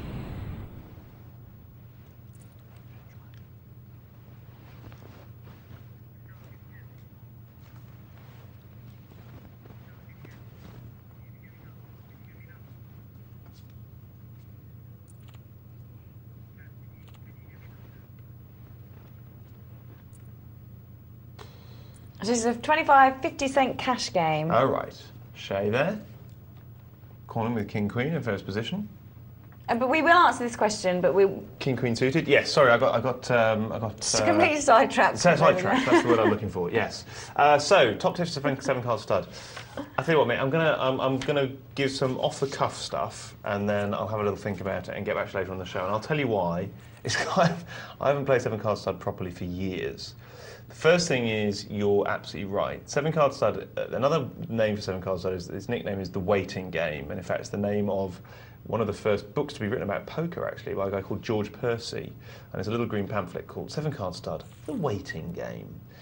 Johnny Moss, one of the old men of poker, the granddaddies of the game, referred to 7-card stud as being like checkers, or drafts, as we call it in England, and Hold'em being like chess, which is quite disrespectful to the great game 7-card stud. But one does know what he means, and particularly limit 7-card stud. It's very rarely played no limit. It's sometimes played pot limit, particularly in casinos in Britain. But limit 7-card stud, there are obviously 5 rounds of betting. So by the river, the two things about the river in 7-card stud is, number one, the card is dealt face down, and number two, the pot is normally so enormous that it's almost always correct to call on the river, although sometimes when you make incorrect calls on the river, you kind of feel that you're making the same mistake over and over again. Okay, couple of things that are off the top of my head. The first thing I would say is, because 7-card stud is not a board game or a flop game, anyone can have any hand. So there isn't a board in the middle that dictates what the highest hand someone can have and what the lowest hand someone can have. Therefore, it is my very, very, very strong belief in 7-card stud that if you are making a flop, I can't talk. If you're making a straight hand or flush, or higher, obviously, then looking at your opponent's hand, you're going to be unlucky to lose that hand. That's a good hand to make. If you're making a pair in 7-card stud and you've got opponents calling you, then you're going to be lucky to win the hand. It's my belief that the way that you will win or lose money in 7-card stud according to the way and the discipline you exert playing 2 pairs and 3 of a kind.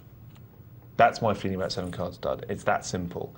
It's about knowing when to push them when you're better than pairs, and it's about knowing when to fold them when you've been beaten by the drawing hands. And as we say, because that last card is dealt face down in 7-card stud, knowing when the drawing hands have come out is difficult.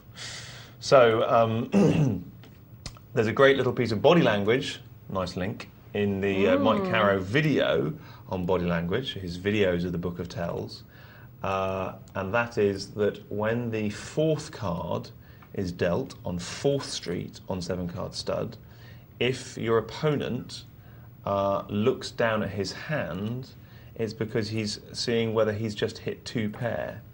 In other words, he's probably got a pair, and he's seeing there's another card down there. I'm wondering whether that 4th card has just given me 2 pair. So when he looks down in that situation, it's because he's forgotten what his kicker card is, and he's seeing whether he's hit his kicker card. Now that's a tiny little a bit of help in 7-card stud. My one very, very, very, very, very strong piece of advice at this point is to read 7-card stud by Konstantin Ottmer, O-T, maybe O-T-T-H-M-E-R, Konstantin Ottmer, which is one of the single best books I've ever read about poker, actually. And the reason why I don't recommend it is because I don't think many people will read a book about 7-card stud to help them play Hold'em.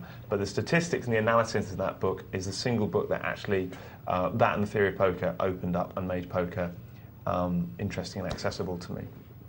Thank you, Caspar. That's all right. We're going to break now. Later. Okay, yes, cool. but we will maybe talk a bit more about that later. It's good to know the different styles. Yes. And Stephanie texts back as well, saying thanks very much, much appreciated. And when she's got the budget, she will go up. Yeah, I was a bit confusing to be honest, Stephanie, but we'll talk about it more later. Cool. Well, we're heading over to a break now. Don't go anywhere. While we're away, why don't you check us out on the site, pokernightlive.co.uk. But Caspar and I are going to have a little freshen up. Ooh, are we? Yep. Oh, no. And we'll be back in approximately 6 or 7 minutes, so don't go anywhere, and we'll see you then.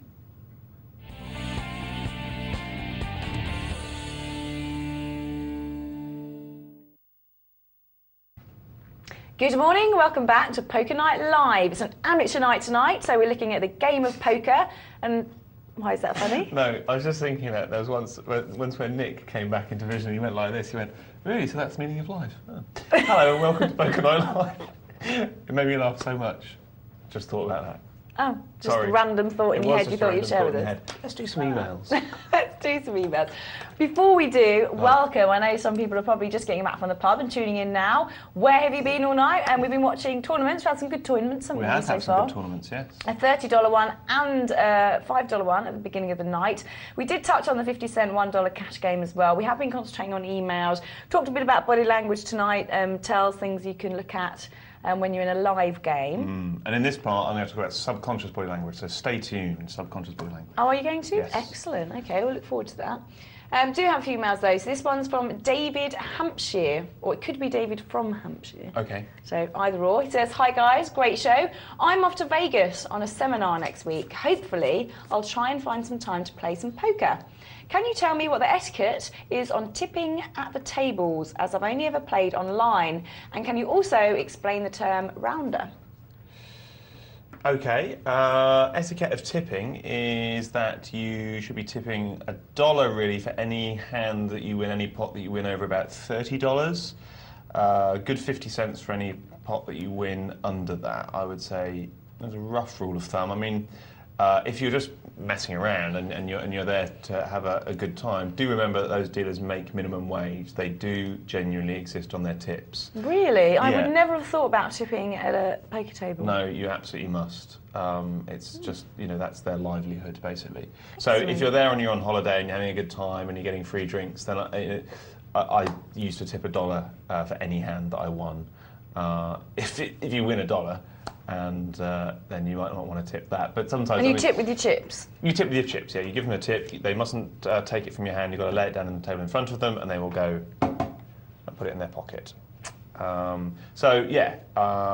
would be the situation. Tip $1 for any drinks that you receive from cocktail waitresses. I think they make minimum wage as well. Although if good cocktail waitresses in Vegas can make up to 80 grand a year. If they're putting chips into their pocket from every hand, yeah. That's...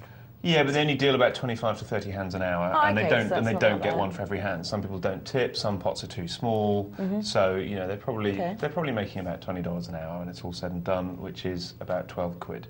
And as a general rule of thumb, you give them a certain percentage of what you win, or? It's very rare that you'd give more than $1, to be honest with you. Again, I mean, a pro playing in a 20-40, 40-80 game still wouldn't give much more than $1 unless it was an enormous pot, or he felt generous, or he knew the dealer, or all sorts of things like that. So their earnings don't go up that much in the big games. In fact, to be honest with you, their earnings go down, actually, in the big games, because there's a feeling amongst, they're stingy pros and they go, oh, it's not tipping, it's my income, blah, blah, blah. That's what happens, which is disgusting because it's the dealer's income as well. Yeah. Yeah.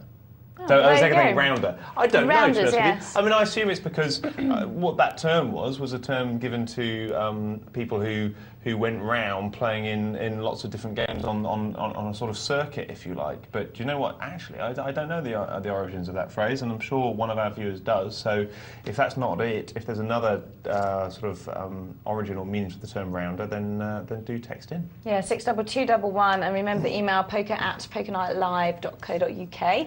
Email from Big Jace. Hi there, Jace. He says, hi guys, great show as always, although not quite as much giggling from Michelle as is usual.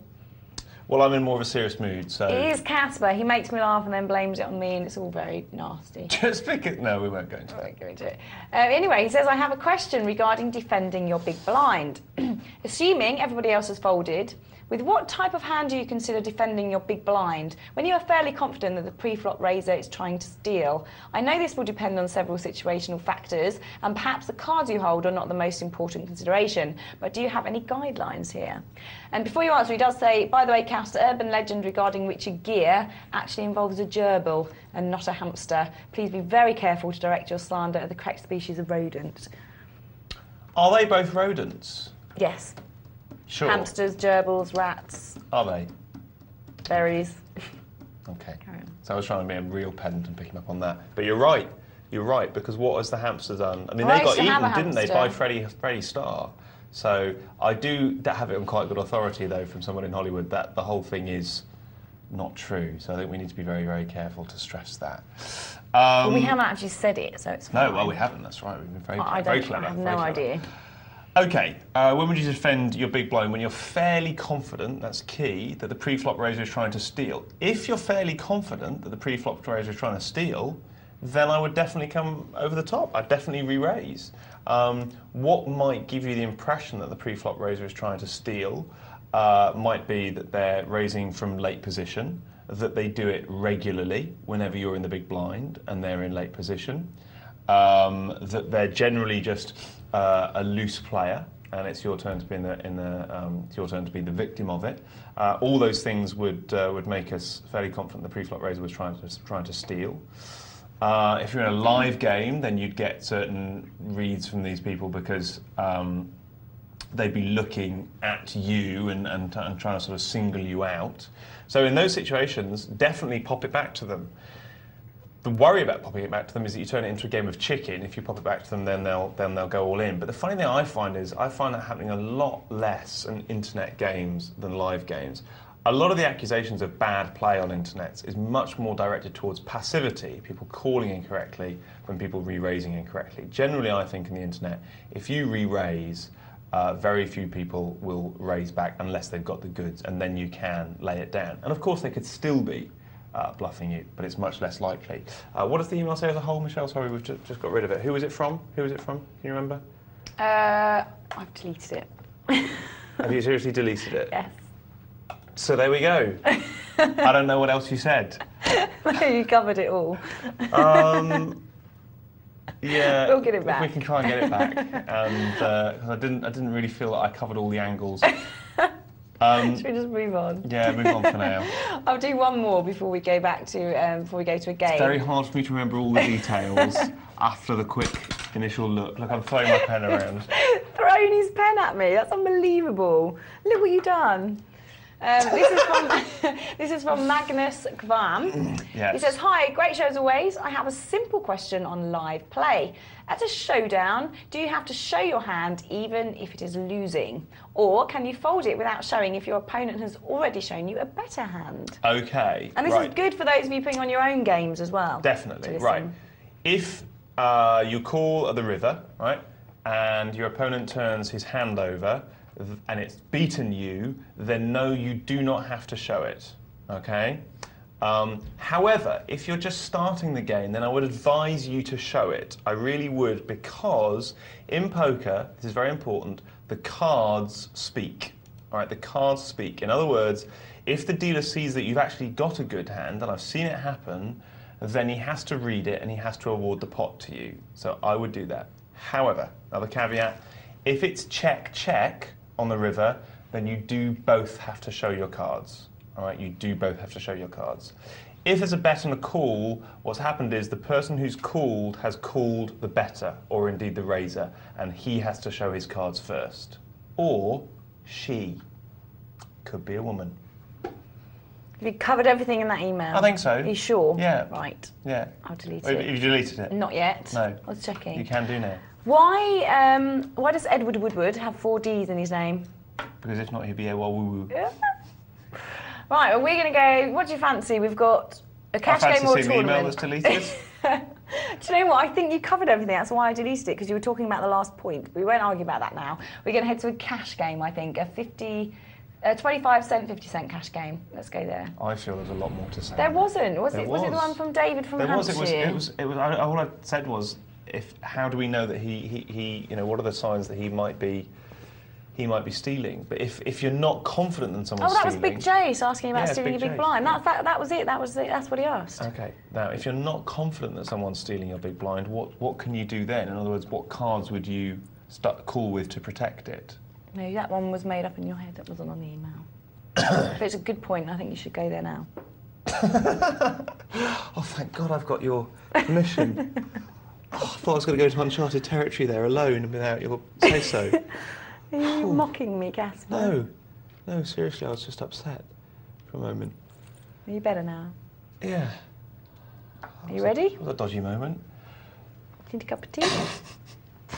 Okay, right, what cards would we protect? All right, well, we've got the obvious ones that we protect: aces, kings, queens, ace, king. Would we call a 3 times big blind in the 3 times a big blind raise from the big blind with ace, queen? Yes, we would. Would we call it with a pair of 10s? I would re-raise. Would we call it with a pair of 9s? I would re-raise if the raise came from a late position on the button or the cutoff. I would call if it came from an early position. I'm obviously, folks, I'm saying these things under heavy duress because it's an amateur night. On a pro night, all you can really do is talk about the different variables and betting frequencies of the people. You can't give any hard and fast answers in this. There are too many factors to consider to give this is how you would do it information in those situations. Okay, if it was ace jack, now we start to get into the situation where calling becomes much more problematic. Ace jack is a real borderline, which I would probably call, and I would definitely call if it was suited. Once we get to ace 10, and some people will call from ace 10 with impunity in this situation, but you say you're fairly confident he's stealing, but the likelihood of the guy having ace queen, ace king, ace jack, aces, kings, queens and jacks is, well, we were talking about this already, in fact, and 10s, and all the pairs against which you're a 50-50, 9s, 8s, 7s, 6s, 5s, 4s, 3s, 2, 1s, the chances of that happening, now we're starting to get down to 10, 15 to 1, and the fact that he's raising makes it much less than that, sort of 3, 4, 5 to 1 shot, because of course we know that not every time someone raises they're going to be on a steal. Not every time someone raises they're going to have a good hand. So for me, and because when he does have one of those hands, and particularly if we hit our ace, we're now going to start losing those big pots, like our friend was pointing out earlier on with the aces.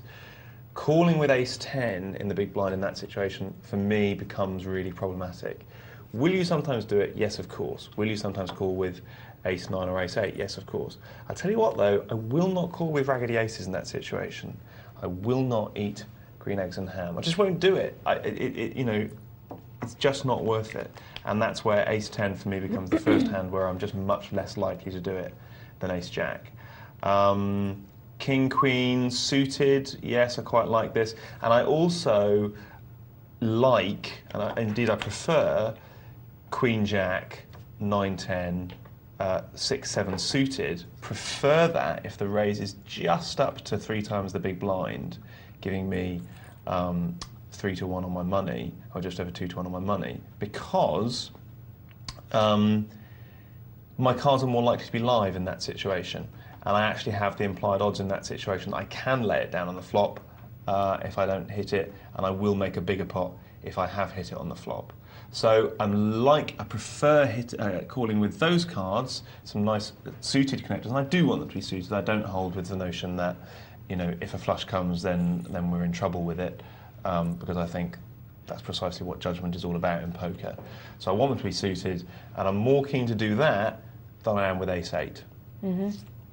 Okay, and the reason why I would call with king-queen and queen-jack is because you're saying in that situation that you're fairly confident that he's stealing. I'll tell you what I wouldn't call with. I wouldn't call with king-10. I wouldn't call with king-jack. I definitely wouldn't call with king-9. I almost certainly wouldn't call with queen-10. I definitely wouldn't call with queen-9. I wouldn't call with queen-8. These are all hands that I just wouldn't call with. These are trash. So I like my suited connectors. I like all the possibilities that they give me. I don't like aces lower than 10s. Let's just talk about the small pairs. Would I like small pairs? Everyone knows I don't like 2s, 3s, and 4s. It's to defend your big blind, isn't it? To defend my big blind, yeah. All answers to this question. Don't like 2s, 3s, and 4s. I would be re-raising down to 10s. I'd be re-raising if the raise came from a late position with 9s and 8s, and I'd probably be smooth calling with 5s, 6s, and 7s. There you are. Now I've answered it comprehensively. Yes, you have. Now you can delete it. Oh, you already have. I've already deleted it. Now, I have an email here I want to do, actually. You did talk about... sorry, you said you were going to be talking about your subconscious tells. Yes.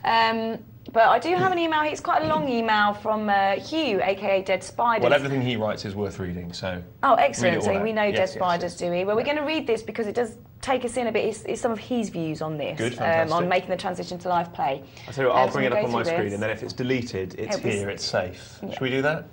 Are you going to pipe on about this all night, Caspar? Sorry?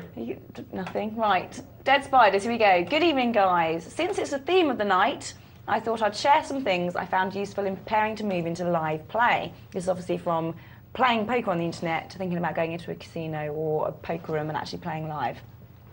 I've always been a bit poor at hiding my emotions and pretty quickly found my twitching grin to be a bit of a tell for the strength of my hand. Fortunately, I found this out playing hands for fun with my flatmate, a reluctant view of the show most evenings. How did I overcome this? Excuse me. Before looking at my whole cards, I say to myself, sometimes I get very strong hands, but sometimes my opponents do too. If I play these hands worse than my opponents do, then I'm losing on them. This reminder is just about sobering enough that I don't feel like I'm on a free roll to victory whenever I look down at anything stronger than jacks, and thus the smile is stifled. I'm even able to maintain a straight face when I flop a straight.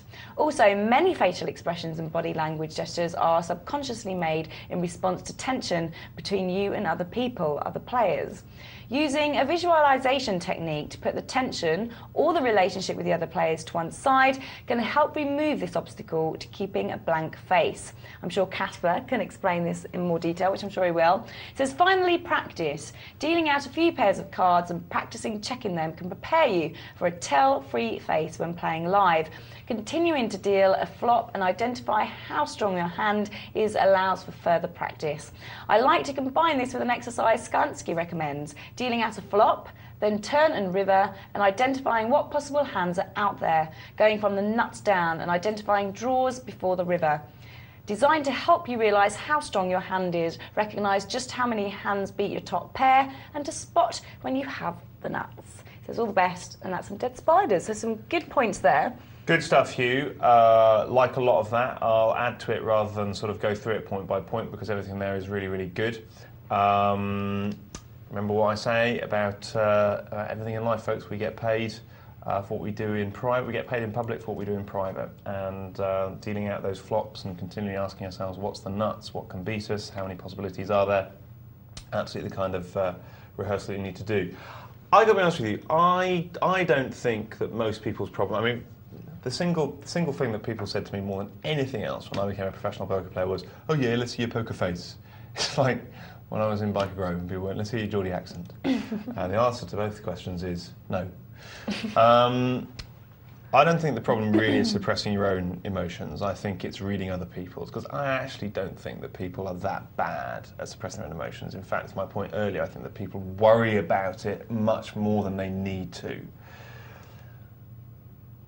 My feeling about body language is that the best way to read it is subconsciously. People will know that the single line that took me from my job as a poker player to what I do now, which is a trainer and a business psychologist and that whole sort of area, was a line in a book called Zen and the Art of Poker, which I strongly recommend, that said, quoted a Danish psychologist study, a guy called Norrie Tranders, who showed that for every 16 inputs, sensory inputs that we process consciously, we process 11 million subconsciously. And this fact completely blew me away.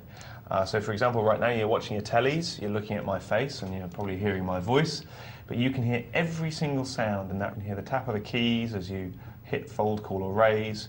You can hear the cat scratching somewhere in the hall. You can hear the traffic outside, and you can see everything in your peripheral vision. You can see the titles of every single spine of every single book in the bookcase next to the television. You can see everything, and if you were to be hypnotised in 4 hours' time, you could recite the spines on those different books because it all goes in. You've probably all had the experience at a cocktail party or the bar, pub, whatever, of talking to someone, busy, crowded room, someone over across the other side of the room will say your name, and your head immediately turns because you're taking all of that in. Actually, what you're trying to do in poker is access that information. It's stored in places variously attributed different names: your intuition, your instinct, your subconscious mind. Doesn't really matter what we call it. It's that little voice inside your head that has access to this stuff. The frustrating thing about your subconscious, intuition, instinct is that it knows everything, but it's very reticent to tell you, or it tells you in ways that are quite difficult to ascertain, to hear that voice. What I think your aim in poker to be a great poker player is to get in state. Athletes talk about getting in state. Why shouldn't you talk about getting in state if you want to be a great poker player? In order to get access to that information. That's why, you know, you shouldn't be playing poker if you're not happy. You shouldn't be playing poker if you're tense. In the same way that a sportsman can't play a sportsman can't play football or whatever his sport is unless he's happy, unless he's in the zone, unless he's focused, unless he's relaxed and enjoying his sport. That's when people play best. What a guy called Csikszentmihalyi calls flow. In the case of body language, it's most interesting, I think. What a great way to read body language is to take it in subconsciously and specifically read it subconsciously. In other words, to focus on a midpoint somewhere behind all the different players and to see them all in your peripheral vision. Information comes into your peripheral vision, into your subconscious, rather more than what's called your foveal vision, which is your conscious vision, that which you're staring at and concentrating on. You will find something really remarkable happens, and this is the most important thing I'm going to say all show. When you start to see your players in your peripheral vision, when you focus on a point in the distance and see your players in your peripheral vision, their body language opens up to you like a flower. It's absolutely amazing. It's like seeing the Matrix for the first time in all those little green writing letters sliding down the screen. It's really amazing. Do it tonight if you can, if you've got a couple of flatmates. Get them to have a conversation or just surreptitiously watch them having a conversation, but focus in between the two of them and see the way that they're gesturing and their body language in a way that you've never seen before because you're actually looking for it. And what happens when you do this is you suddenly get a read on the way that people are shifting and moving and how they feel confident and how they sit when they feel unconfident. It is absolutely amazing, and it's the single best way to read people's body language. We've got to get to a game now because I've been wittering on, but we will talk about this a little bit more this part. Very interesting. I'm going to try that tomorrow. Okay, we're going to go back to the cash game that we were watching earlier, so let's head straight back. Very interesting. It's fascinating. Honestly, it's the single most interesting train of thought and research and what have you that I ever happened on in my poker career. Okay, well, we've got MGN1 playing, we've got Crazy Gum, Smooth Cut, one of our regulars, Firebird, also who's been playing for a while, Snap It there, Ken Snap It, Fishing for Chips, who was also playing the other day, Geordie and Tan1, all playing in this cash game. Minimum they can sit down with is 10 times the big blind, so $5, and the maximum they can sit down with is 100 times the big blind, so $50. Gives you an idea of what people may have started with. The Fishing Chip started with 50, is doing quite well. as is Geordie and MGN. Tan is doing extremely well with $136. Well over doubled his money there. Blinds always stay the same in the cash game, do not go up. You can come and go as you please. So any of these players can leave whenever they fancy.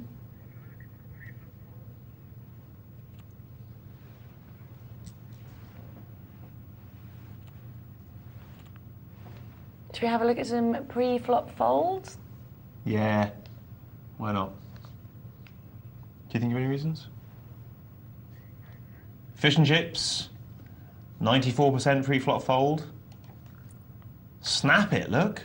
66%, he's played 34% of hands again. He was playing 30% of hands the other day, wasn't he? He was.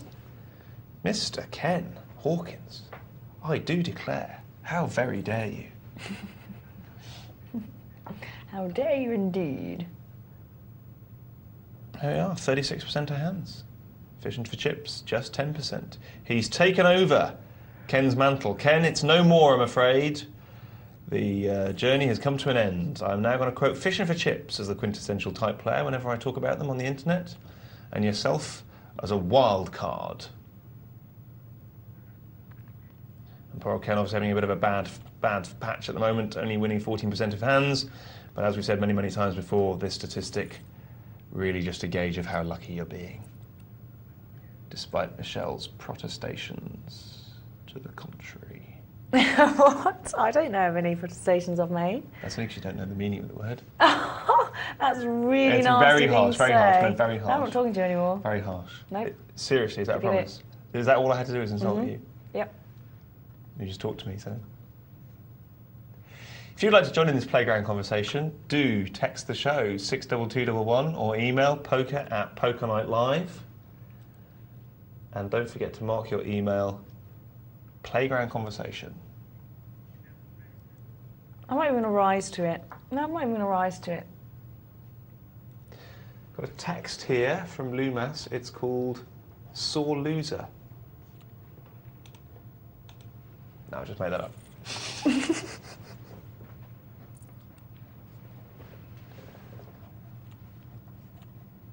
Let's have a look around the table, shall we? Not much going on at the moment.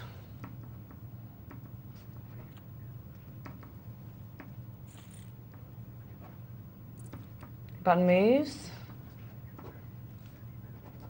Ace 5, Ace Queen, about the best hand at the moment.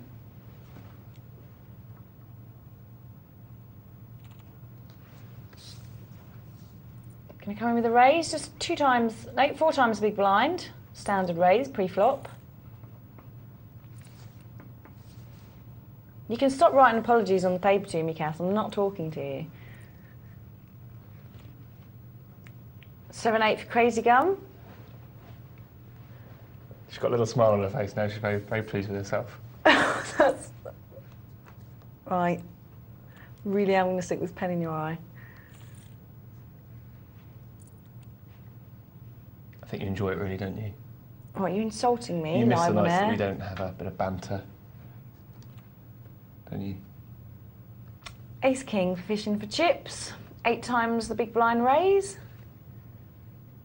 Caspar, if you'd like to carry on with commentary. Are you doing really well? I'll take over if you want. Yep, please do. Not a problem.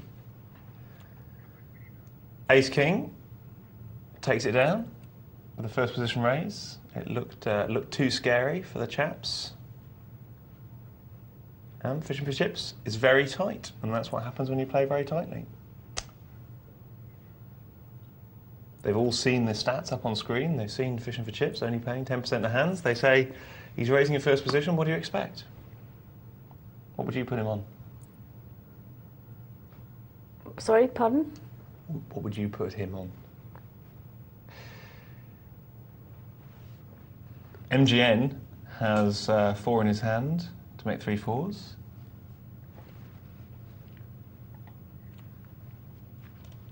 God, it's killing you, really.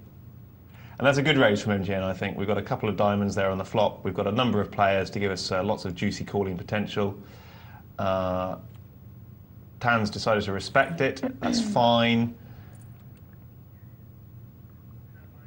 Good play. Good play, I think. We're going to do some emails now. Just a couple. Are you really going to be back. in the mood for me all night? I'm going to be in the mood for me all night, yes. We have an email from Dan. He says, "Hi guys, great show. Up until now, of course. Can you tell me if there is any major differences in playing style between a no-limit game and fixed limit game? When playing fixed limit, I rarely make any profit, but when playing no limit, I triple the amount I take to the table within 20 minutes. I play tight, only playing with aces, ace-king, kings, queens, and 10-jack suited, my favourite hand. If I don't make any kind of hand on the flop, I either check or I fold." And that's from Dan. Are you listening? Yes. let's kiss and make up, No, shall we? let's not, because you're the mean one. Answer the question, Caspar. What do you think? No limit game and a fixed limit game. Plays fixed limit, rarely makes any profits. Plays no limit, he triples the amount he makes to take to the table. So you weren't listening? Yes, yes. What are the major differences in playing style? I mean, basically, the biggest difference between the two games is, I've decided, after much thought, is the implied odds question. Because in fixed limit you do not get implied odds, so the skill will not allow you to extract large amounts from more esoteric play, and therefore your play becomes needs to become much more textbook. What it's about is extracting one big bet per hour. So the reason why it's a skillful game, and the reason why Mason Malmuth would have it as a skillful game, is because if you screw up and lose, two big bets during the course of that time, that's not just your profit gone, you're into a loss, and it's so much more difficult to make it back. So you have to be making consistently better plays because your margins are going to be so much smaller. Whereas in no-limit play, you can exploit the bad play of other players so much more easily and to make a profit. So I would say if you're playing those hands, then you're probably playing a little bit too tight in limit play is the first thing. And the second thing to say is if you enjoy no limit, then stick to no limit. There's no reason to play limit if you don't want to. What do you think? Yes, I agree. You were. Very nicely answered there as well. I'm Thank sure that Dan is very pleased. Thank you, Caspar. Can I talk a little about 7-card stud, by the way, in response to the Do you want to do it over the game? Or? Oh, just quickly. Okay, just fair. quickly. Okay. 7-card stud, we've talked about it is a waiting game. Talked about Konstantin Otma, who is a guy you should really check out. The key thing in 7-card stud, and the reason why 7-card stud players think that Hold'em players are all mentalists and it's all luck, is because, of course, in 7-card stud you have the information given to you by live cards. So you absolutely must start to hone your card memory. It does warrant and need a lot of concentration when it comes to remembering your live cards. Because let's say you've got a pair of sixes in the hole, that is a playable hand, particularly if you've got a nice big kicker showing like a king or an ace, if they're live. But if you've seen a 6 at any point, if someone's folded a 6, then it absolutely isn't a playable hand.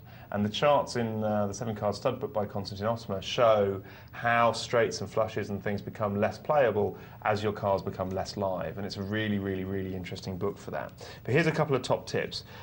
First of all, get into the habit of good disciplined play. Do not play any hand that isn't a pair, either open or in the hole, and if it's in the hole, if it's hidden, then it's more valuable. Why, folks? Because it has greater implied odds, because the hand is hidden. So a pair, and if it's a small pair, it absolutely must have a big kicker. If it's a pair of sixes, it absolutely must have an ace or king kicker, because really the only way that that hand is going to win, of course you can make 3 sixes, but is by hitting the kicker to make 2 pairs. And only aces up and kings up warrant anything in 7-card stud. Okay. The next thing I would say is that card size is absolutely essential. All right, for exactly the same reason. So you're better off having ace, king, 10 with 2 suited in 7-card stud than you are having 2, 3, 4, which is 3 to a straight, all right, or 4, 5, 6, because if you don't make your straight, you're going to have the benefit of aces and kings or aces and tens or what have you. It's a drawing game. You don't know what cards are going to come next. So whilst you might be drawing to a straight at first, it could turn into 2 pairs and vice versa. And so it's much better that those hands are big, because it's not like Hold'em, where the size of the 2 pairs is going to be dictated by the flop. The size of the 2 pairs could be anything. He could have 6s and 5s. You can start off with a pair of aces, and that doesn't turn into aces and fives until the river, but it's going to win because it's aces, all right? So card size is actually absolutely essential. Elimination is absolutely massive in 7-card stud. And this is one of the fantastic points that comes through in Chip Reese's chapter on 7-card stud in Super System, is you should very often be raising to eliminate in 7-card stud, because you don't want players to outdraw you. Again, outdraws are so much more common than they are in Hold'em because you're not sharing the board, so all players have many more outs. So eliminating them and preventing them from drawing to their outs becomes much more important. And the final thing I'll say is, once you've got all that down pat, what actually becomes very good fun in 7-card stud, and particularly in the higher limits, not in the lower limits at all, is misrepresentation. So, for example, raising with almost any ace showing a 7-card stud, and what's great is when you've got 3 to a flush with an ace showing and raising to represent the pairs, or ace, king, 10, in actual fact you're not raising with a pair of aces at all, but you'll get so much respect for it, and so it's very easy to raise and bully and eliminate, or sorry, isolate in 7-card stud, where in actual fact you're being very deceptive about what your whole cards are. So use that information about what your up card is to be deceptive about what your whole cards are underneath. I enjoy it as a game, but I'll be completely honest with you, once you've played Hold'em for a good couple of weeks to a month, it's hard to go back to 7-card stud. It becomes a very slow game. You know what I've never done? I've never multi-tabled 7-card stud on the internet. Maybe I should. I was going to say that, actually. I have never played anything except Texas Hold'em. Are we talking again now? Just for now. Just for a bit. Yeah, not personally, professionally. No, not often. I've never played anything other than Texas Hold'em. Right. And obviously, people do play lots of different varieties of the game of poker. Is it worth me learning other games, even guys and girls out there that play Texas Hold'em? Is it worth them learning other games? Can they use what they've learned in Texas Hold'em in, say, stud, for instance? Yeah, you can. You can. Certainly my Texas Hold'em game was massively improved by my learning of stud, and particularly the Ottoman book. But I don't think there's any need for it. There's no necessity for it. I mean, I would just do it if you're interested in it. Do you know what I mean? The reason why you want to learn other games, excuse me, let me rephrase that. The reason why it used to be recommended to learn other games as a poker player is because you were looking for the best game. And if you walk into the Mirage, the best game might be a game of 7-card stud or a game of Omaha. It may well be that the 3, Texas Hold'em tables, you look at them, you just know everybody, they're all professionals, you're not going to make any money there. Whereas there on the 7-card stud was, a cowboy who had brought $3,000, $30,000 into town and he just wanted to lose it all. That was the argument for it. But now, on the internet, that argument goes up the swanny, doesn't it? Because there's always a profitable table. Yeah, you've got to be members of different sites and find the best table. So once that argument's eliminated, you only need to do it if you want to, if you enjoy it, if you're really serious and you think that one will teach the other, or if you want to be a circuit player where you need to have, again, the access to the best tournaments. Well, we actually have our multi-table tournament final table. We haven't looked at it yet tonight, so we're going to go there straight away because it is on the final table. So while we head, I have got the information here. We had 357 entrants to start with. We had 35 tables. Blinds were every 12 minutes. Prize pool, $3,500, and the first 40 places were paid. We're down to the last 6 places here. 6th place is going to take $160. 5th place, $214. 4th, $285. 392. 571, and 1st place will be taking $892 away with them. What do we make of that? It's good. Slightly more than usual. 40 places paid. Cool. We've got the Genius left, Henrix, Joppis, Mr. Pon, Crispy Duck, and Rough Diamond. Can I announce something exciting? Yep. We're going to do something revolutionary, new, and exciting. Ooh, now I'm excited. On Poker Night Live. I think it might have been done on other nights, but this is my first time. We are going to conceal a hand. And it's going to be up to me to try and call his cards. Really? Which I will probably fail at uniquely. I didn't even know we could do this. And make an arse of myself on television. That's fine by me today. Oh, do you know what? I think it's sad because we normally get on so well. You started it. When did I start it? What did I say? You were trying to make out that I was a ditzy blonde. Look, I've never tried to make that out at all, ever. You did? I think the genius had something very bad there, very bad, I think. He didn't have a playable hand at all, I would have thought. Okay. And he's folded Well, let's it. have a look at this then. So I didn't even know we could do this. This is very interesting. So we can't see any of the genius's hands. No. And you have to try and say what he's going to do. No, I've got to say, I can't say what he's going to do and what his cards are. Based on what he does, I've got to say what his cards are. Right. Yeah.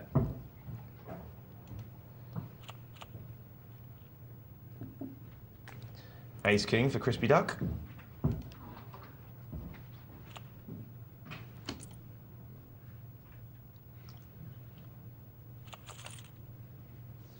Flop comes down, nothing, nothing, nothing. Nines are in the lead.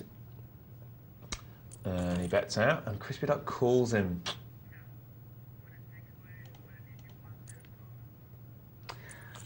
Okay, pair of nines, ace king. Ace king doesn't hit. So it looks like the nines are going to take it down. 24,000. I don't think Crispy Duck can call. No.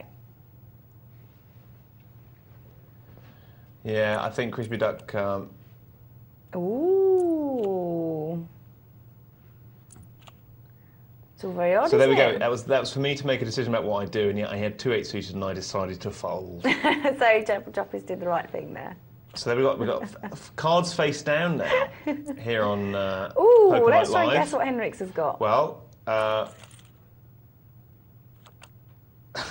Yay, it was a split pot. That went well. No, this is good though. Let's try this again. Let's try covering up one hand maybe instead of all of them. I'll try it again tomorrow when I'm not here. I think that's going to work well with a bit more thought. do you think? Yes.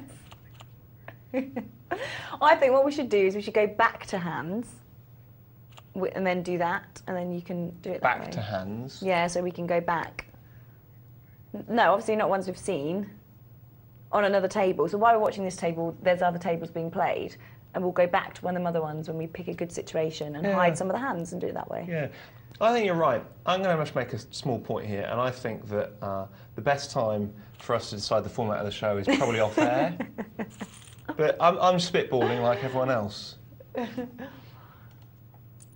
It's good. It's good to do it together. This is brilliant. It's literally, it's like cutting open a television station and looking inside at what actually goes on behind the scenes. Oh my God, Tom, if you're still watching, I'm reading your email.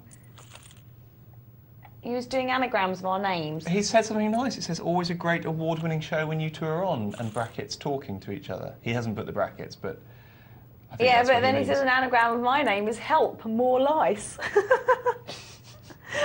Thanks, Tom. What is Great. mine? Scary PR bear, or Barry's caper. Crispy bear is much better. Excellent. Do you know what? I can't do anagrams. It's like CRYSPE. How can it be Crispy. both crispy bear? Look, let me write it down. CRYSPE. BEAR. That's not how you spell crispy, though. Yeah, but... Crisp, that's crisp bear. Crispy, you can spell it like that, though. For the sake of the anagram, you can spell it like that. You don't understand anagrams, do you? So you can't. How do you know that? Did I tell you that? Yep. I can't do anagrams. I can't do anagrams to save my life. Although, because I'm very sad, I shouldn't really say this on air, but because I'm very sad, my mum bought me a little pocket thesaurus calculus, you know, like a thesaurus thing for Christmas, yeah? You know, like you put a word in and it comes up with synonyms, and it also does anagrams. And I've been, this is so sad, I've been experimenting with how my subconscious can solve anagrams. So what I've been doing is, right, in the evening, before I go to sleep, it gives me an anagram, right, and I look at it, no, can't do it at all, rearrange it a bit, can't do it at all, rearrange it a bit, can't do it at all, and then I close my eyes and I rest for 10 minutes, right, and I tell my brain to give me the answer. I say I want the answer anagram, and in 10 minutes, just before I nod off to sleep, it gives me the answer. Ah. And I've got a 90% success rate doing it like that now. Oh, that's good. James Browning's texted us in. Hooray! Sorry, he's emailed us in. Hey, James. Hi, James. Mr. Browning. We're normally a lot better than this. Can I just point that out, James? Yes, James, if you're watching This is, tonight. I mean, it's fun, don't get us wrong, but it's not, we're not, Well, not for on top form.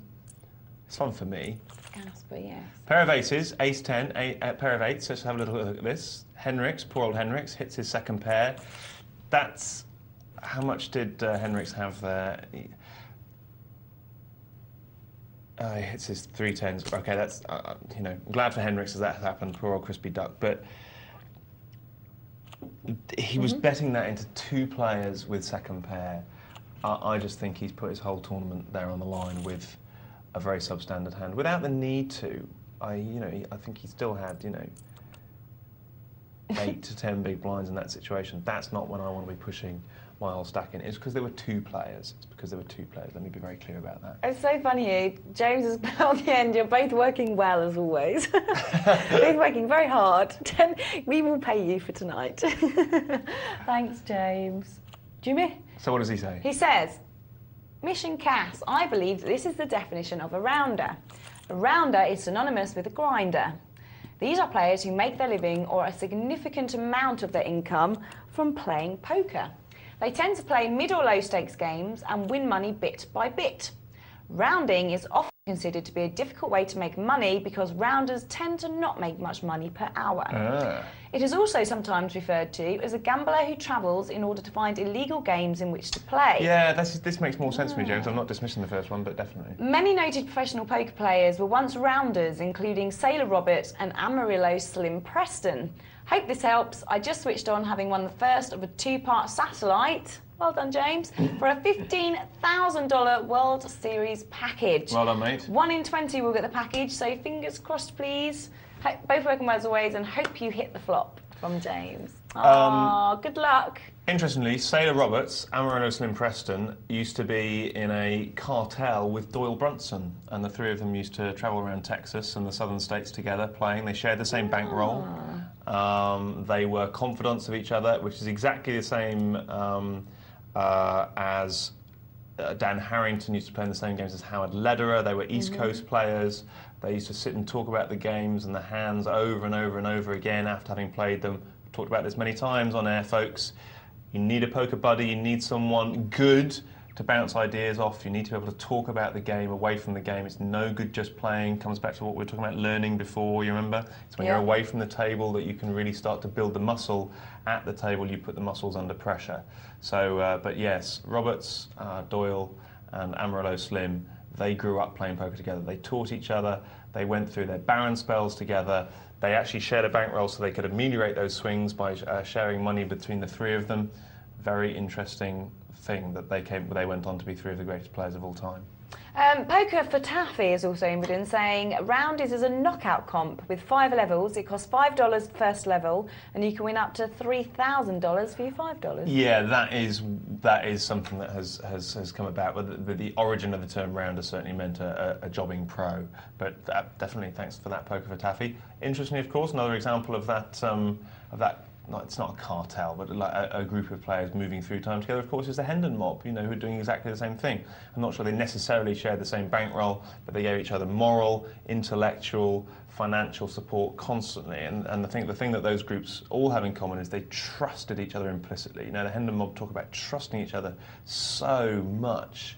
So a really important thing, if you want to be a great player, is at least 1 or 2 or 3 close confidants and colleagues. The email from Tom, which we did touch on just a bit later, was evening, Cass and Michelle. Always a great award-winning show when you 2 are on.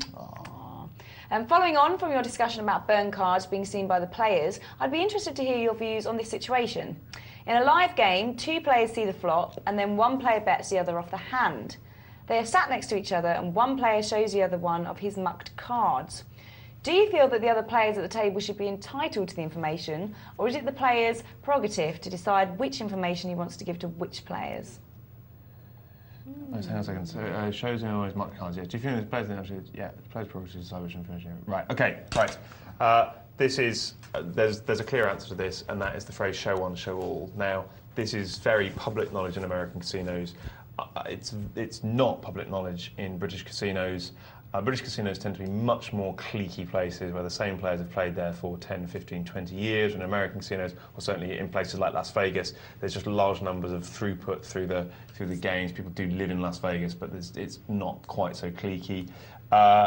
Absolutely, definitely, the rule should be if you show one player on the table, you should show all. And you should have the right to ask to see those cards that have been shown without being picked on or bullied or sworn at or have any negative comment directed towards you. If someone has shown someone their cards, they have at that point forfeited the right to privacy or secrecy. Simple as that. He was also the one that came up with the anagrams. For you, it was Barry's Caper and Scary PR Bear. I like that. And for me, it was Help More Lice and Old Hemp Relic. And he just say sorry. Come up with better than that. Looking forward to the next Caspar Cardi. Yeah, he's looking forward to your next Cardi. Keep it coming. I was thinking cards. I was thinking Caspar Cardi. Do you know it's a poker show? Should we get back to a game? No, we're going to read an email from Jolts. Hello Jolts, good morning to you. He says, hi, I normally play home games or online. This afternoon I went to a live tournament and found my table to be really aggressive. At one point I was first to act and had the big slick, so I bet 2 times the big blind. Everyone folded and my opponent on the big blind made a comment to me about stealing his big blind. Then he went all in. I called him and he turned over 5, 6 of clubs. Ace King come up on the flop, but he won with a flush on the river. He turned to me and sternly said, that'll teach you, never raise me when I'm on the big blind again. I replied that I was even more determined to do it now. Have you any advice on how to handle idiots like this? Okay, I think this is a really, really good question, Jolts, for all sorts of reasons. First of all, it illustrates my point about the difference between online and live play, because what I'm kind of sensing from this email is that this guy was actually quite intimidating. He's quite nasty, and that's why I don't play in live games, because I just sit next to these people and go, I wouldn't go to a pub with you.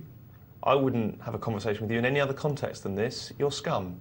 But you're forced to in a poker environment. You're forced to sit next to people who are just boring most of the time.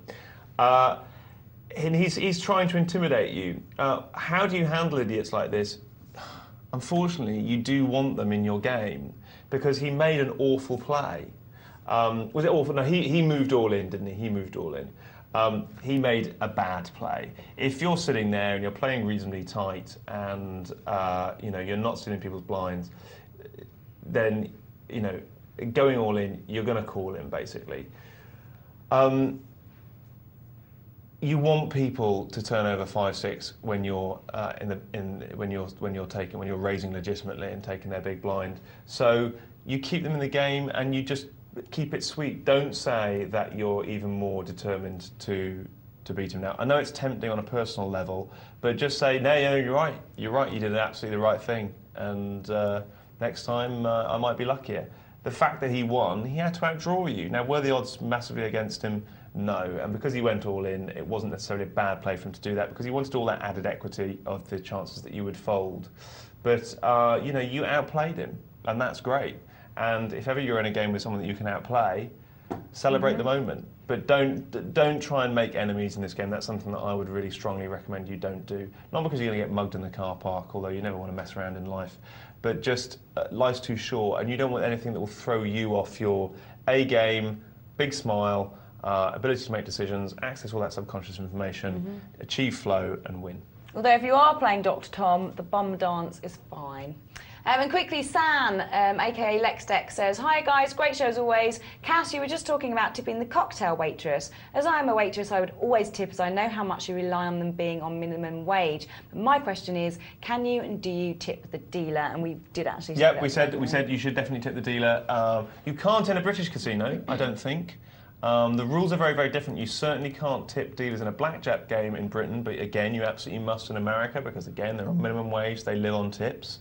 And in blackjack, you might sort of want to randomise it and mix it up a bit and tip them when you have a big win or tip them when you're feeling good. Blackjack dealers make less than poker dealers in Las Vegas. Their tips are pooled, whereas at the poker room, they're just kept by the individual.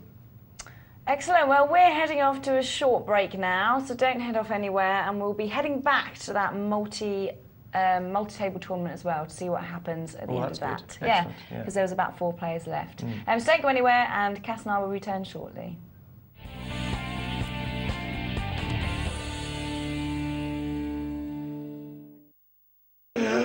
That's the meaning of life. Good morning, welcome back to Poker Night Live, and yes, thank you for that. It's a very good meaning of life. Right, well, just before the break, we were watching a multi-table tournament. We were on the last table. It's been going on all night. We haven't watched any of it, so we're going to actually go straight back there. Okay. Straight back, so we don't miss anything. Here we go. We have got only 3 players left. These are the top 3 positions. Third prize will be taking $392, second $571, first $892.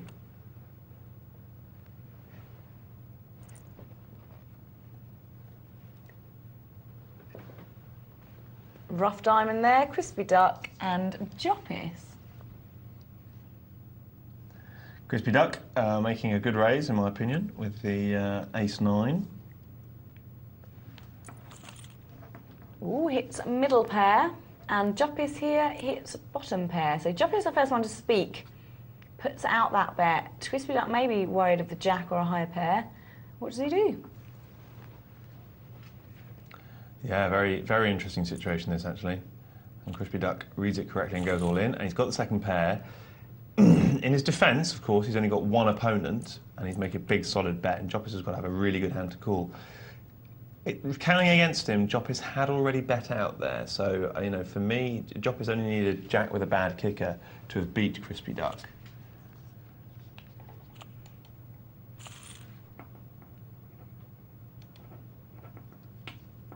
Blinds are at 4,000 and 8,000.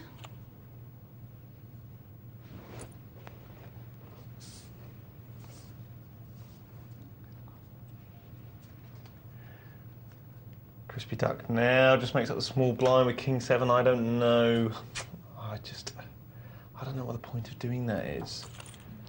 I mean, it's just a bad hand, and then, you know, you're volunteering to play it out of position against someone, and then checking and folding. I mean, you're going to miss King 7 2 times out of 3.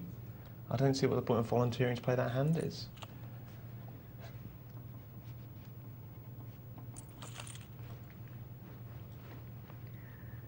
$869 on the board.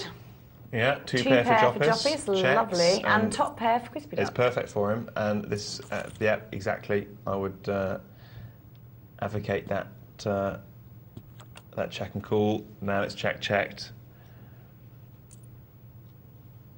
So the check and call on the flop was great. The 10 was one of the few cards that he really didn't want to see. Really didn't want to see a club either. But at this stage in the game, you are trying to break Crispy Duck, and therefore I think I don't have a problem with a check and call on the flop.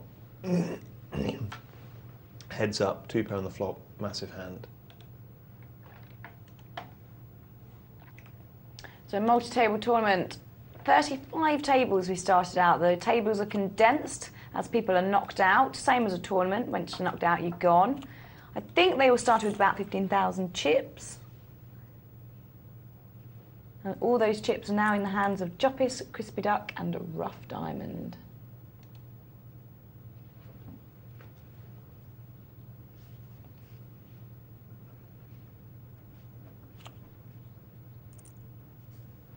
That's better from Crispy Duck for me. I mean, we know he'll take this now. Rough Diamond doesn't have a call, but, you know, I would rather have seen that with a King 7 than the call. So great stuff there, Crispy. Ace 10 for Joppis now in the big blind, folded down to him. Blinds, obviously 4,000, 8,000. The blinds are the money that you have to put in the pot, whether you like it or not. Small blind and big blind. You put it in the pot before seeing your cards, and therefore you bet it blind.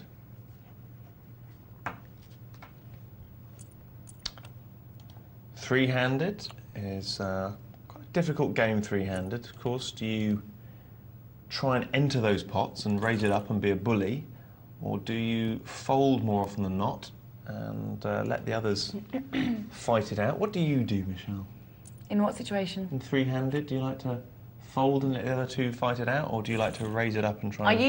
I used to sit back and let them fight it out, but now if I've got the hand, I'll push in. I've become more aggressive at the end of tourneys now. I don't really play many multi-table tournaments, to be fair, although I've started to play in like 2-table tourneys and 3-table tourneys. which I quite like.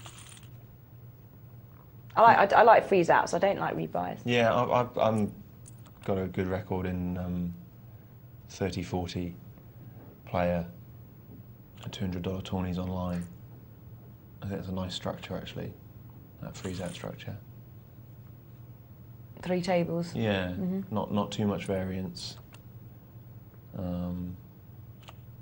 Well, I had my first ever 3-table tourney about 2 weeks ago.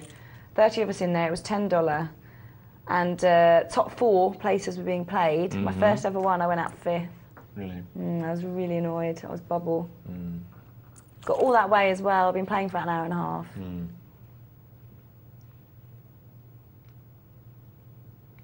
But they are good fun.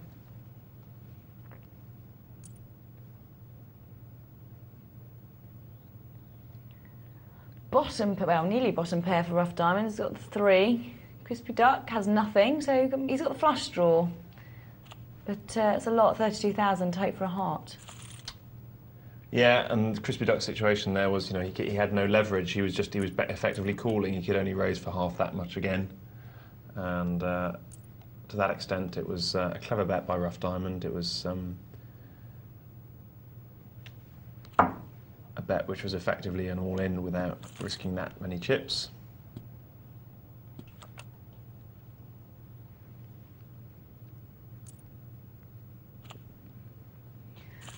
Top 3 places. There's got to be some kind of satisfaction here when you've come this far in these multi-table tournaments. So many players, 327 players, last 3. Can you get lucky on these, or does tactic really come into play?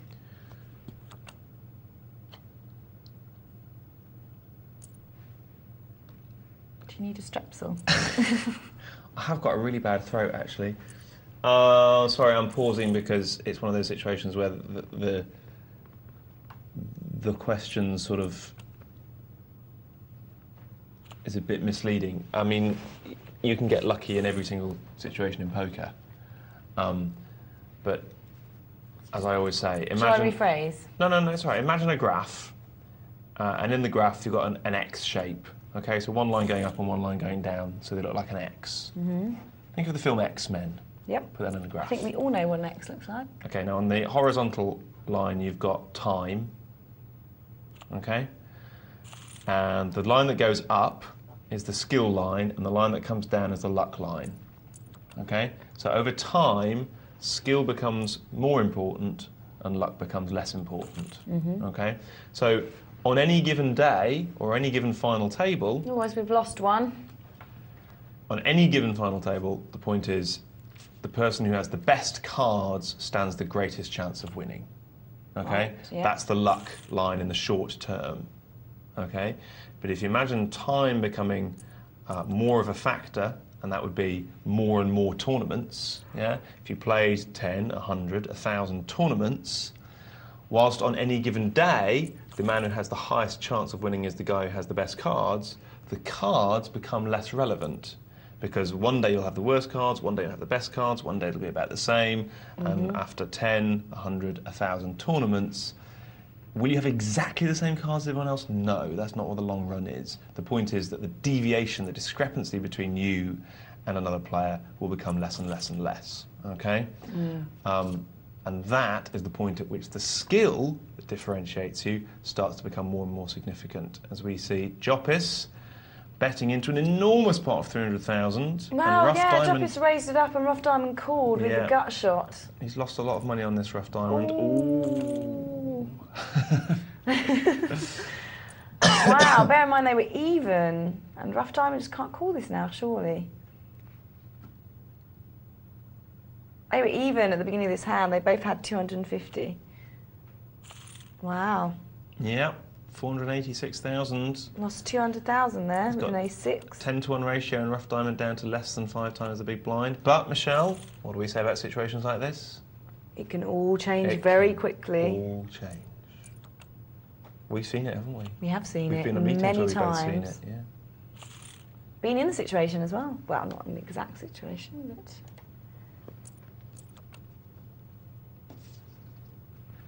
So, yeah. So, can you get lucky? at this stage in the tournament was the question. Yes, of course you can. Does that matter, technically? No. It just means that on this occasion you got lucky, or on this occasion you've got unlucky. And remember what Hugh Dead Spider said to us? You look down, you see your cards.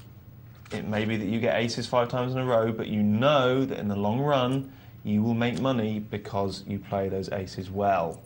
And you suppress any information that you might have given away, and you continue to play them well. Rough diamond doubles through there, builds it up to 83,000.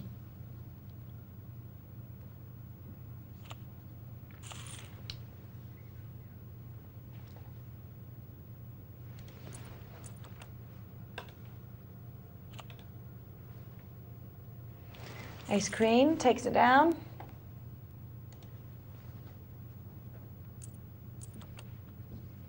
Ooh, full of diamonds. Although, as says his name, his diamonds are a bit rough compared to Joppers' diamonds. See what I did there? Very clever. Jacks, hooks, rough. One in the eye for me there. Ooh, a little cheeky raise here from Joppis. All in and it's been called. This could be it if a king comes. Oh, look at that. Doesn't matter now. Look at that. That's when my catchphrase really comes to the fore, I think. And look at that. Sure you've stolen that from someone. It is mine, all right? I thought long and hard after Chico started bandying around what time is it, and I thought, what will suit you, Caspar, in the situation that you're in? There's no point asking people the time, is it? You know, you don't have an audience. It's Chico time. That's right, it's always Chico time. So what will suit you? And I thought, look at that. Look at that, and I was right, broadly speaking.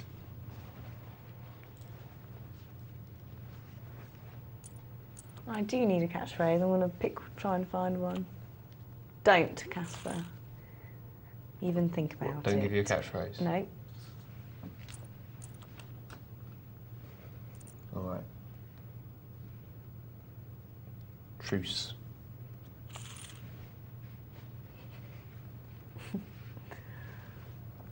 Well, still battling it out here. Ace 8, King 10.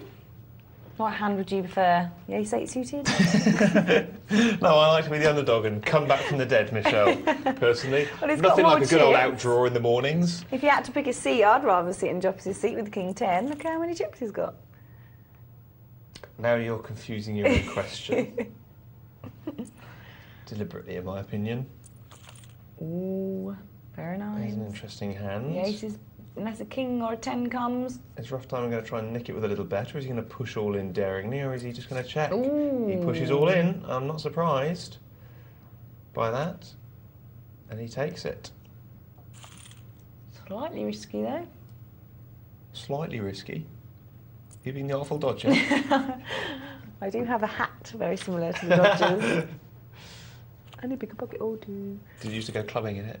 Nope. No. It's Were you a bit of a clubber when you were young? So-so. So-so. Bit here and there. I didn't mind the odd night out.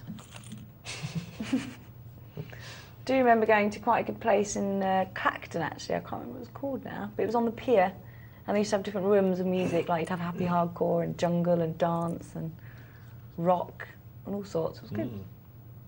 5, 6, 7, 8 and top pair. Droppers is in a nice situation there. Much better than having a 4 and a 5, because of course the overcard gives you so many more outs. Plus, you're drawing to the top end of the straight, which is absolutely vital. And look at this massive pot. Rough Diamond. Ooh, odd call there from Rough Diamond, I thought. He obviously figured his pair of 5s was enough. Yeah. Maybe put Rough Diamond on a... maybe put Joppis on the draw, or the complete bluff. Slightly too much, a little rush of blood there. Rough Diamond was playing very well until that point, and he was only using his aggression to bully someone off the pot rather than a bit of rush of blood with a call.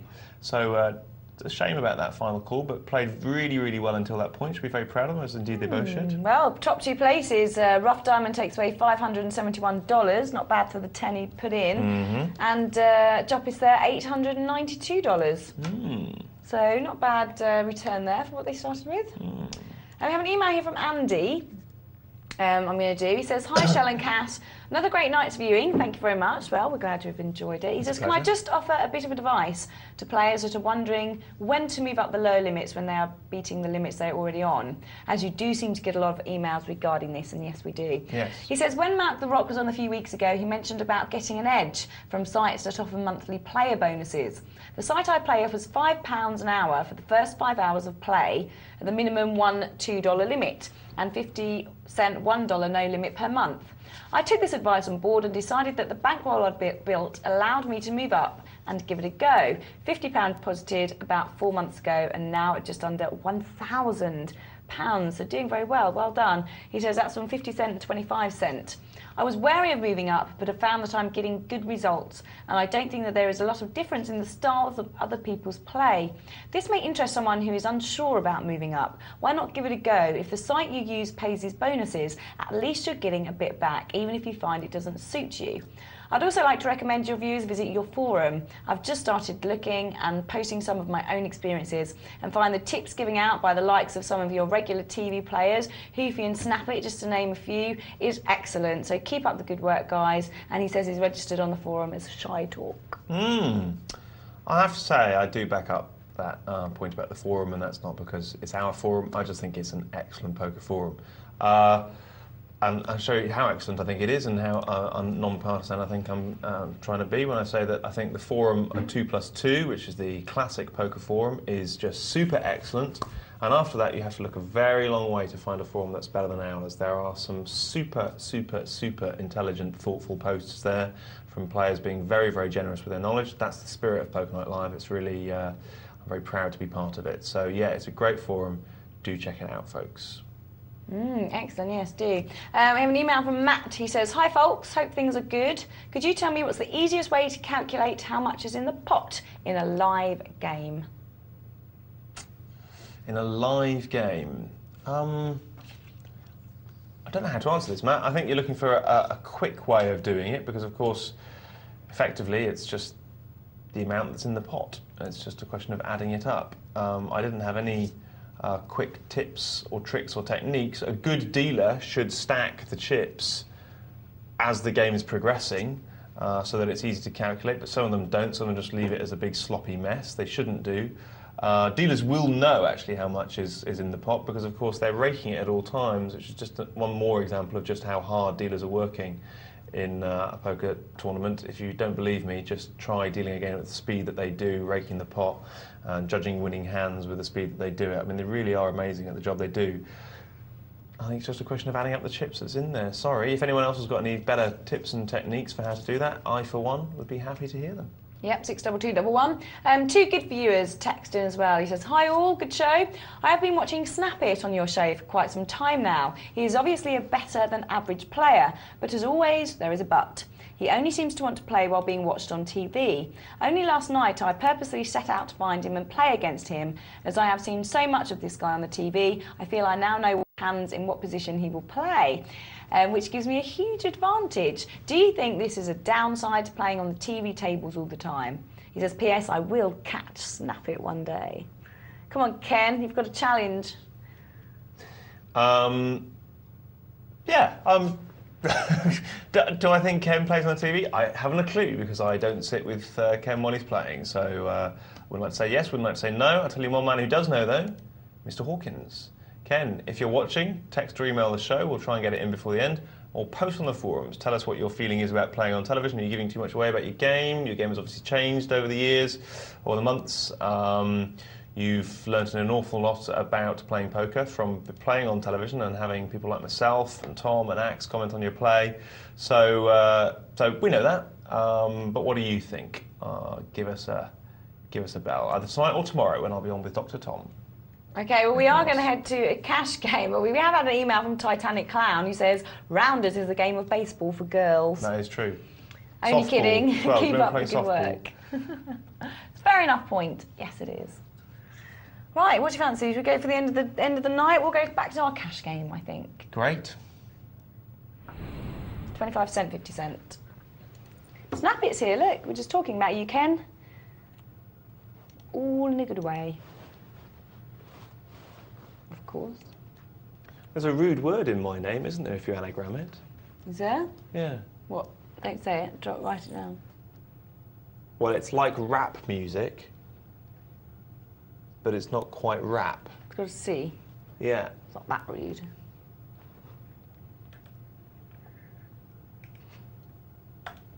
It's like playing dice. In my name. Surprised someone hasn't done that. Surprised you haven't done that. You're in quite a little feisty mood, aren't you? No, you were, and I was defending myself. Oh, was I? Mm-hmm. Oh, right.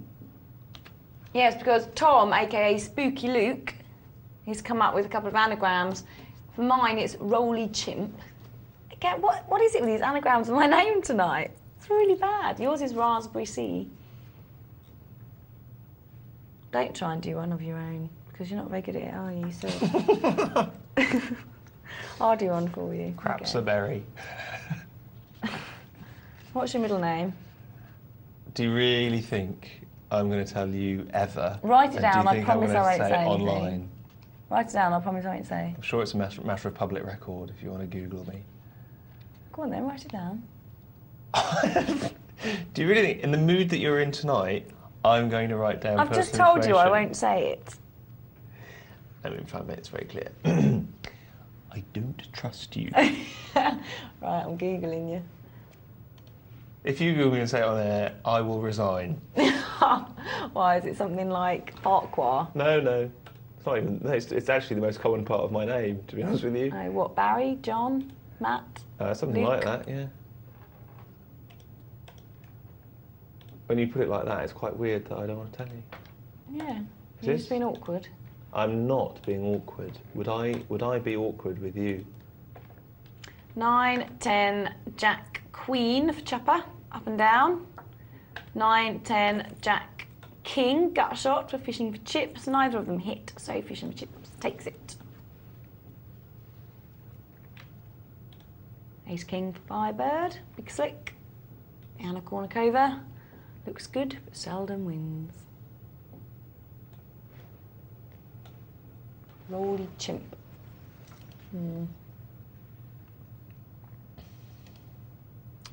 Firebird with the big slick.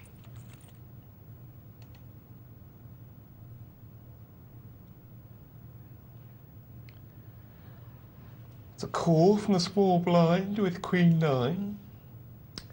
And what does that tell us about Cooksey? Tells us he has an aversion to money. And that he'd rather not have any of it.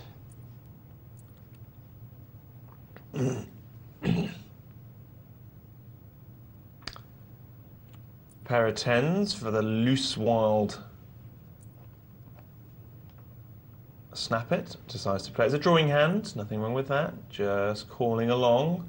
Fishing for chips, however, who's very tight, makes a raise which depends on that image, really, for it to work rather than the cards, because Ace-Jack, all right, it's an eliminating play, but it's very easy for there to be a couple of better hands than that out there against him, as indeed there is, although Chipper's made what I would consider to be a very bad call there. King-9, one of those hands that really can define a player's attitude towards the game. Really a bad hand. Ken playing this oddly for me, to be honest with you. There's an overcard out there. I mean, well, no, maybe he's not, because he's saying, I've seen Chipper playing, and Chipper just bets along with these things. Okay, so Ken's using his knowledge of a player there. So interesting there in that regard. And Ken's followed up his 10s with Big Slick. Anything on me there? Any anagrams? No, I gave up. Of joy? Crispy Bear is the best. Crispy Bear.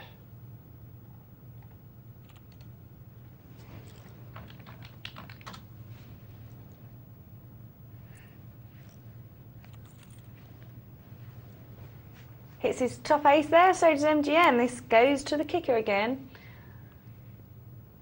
Kicker trouble for MGN. Like second act problems if you're a writer. Kind of pitfalls of your profession. Mm-hmm. So what have you thought of the play overall tonight, Caspar? I don't think I've thought anything of it, to be honest with you. As in, hasn't been especially great, hasn't been especially bad, hasn't been especially weird. Sometimes we see patterns, sometimes we don't. And on this occasion, I haven't. But we've seen some interesting situations. I've just done an anagram of you, Caspar. Yes. Crab prayers. Oh, Yeah. that's nice. Think about that. That's good. I like it. Crab prayers. Quite beautiful, actually. Do you know how you, apparently when you translate something to Chinese, what you do is you take the sound, right, and then you translate the sound of that word into Chinese, right? So, for example, my name, the closest you get to that in Chinese is Caspar, Caspar, and then something berry, I don't know, Caspar berry, Caspar. And if you translate that, my name in Chinese means stealthy snake handkerchief.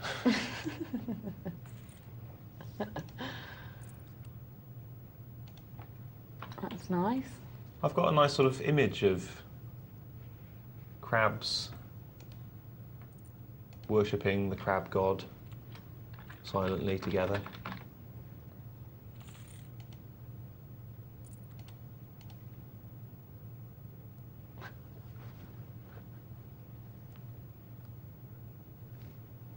I've just done one of myself and it's come up implore leech. Yours don't come out very well, do they? Don't. No. Put Ken Snap it, see if there's an anagram of Ken Snap it. Shall I? Okay, let me do it. Hang on. Ken Snap it.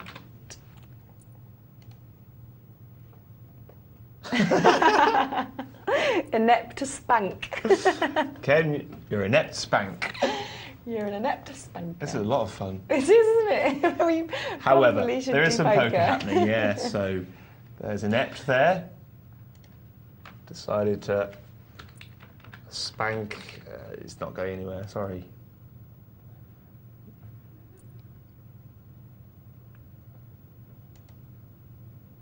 Chupper loves a call, loves it, he does.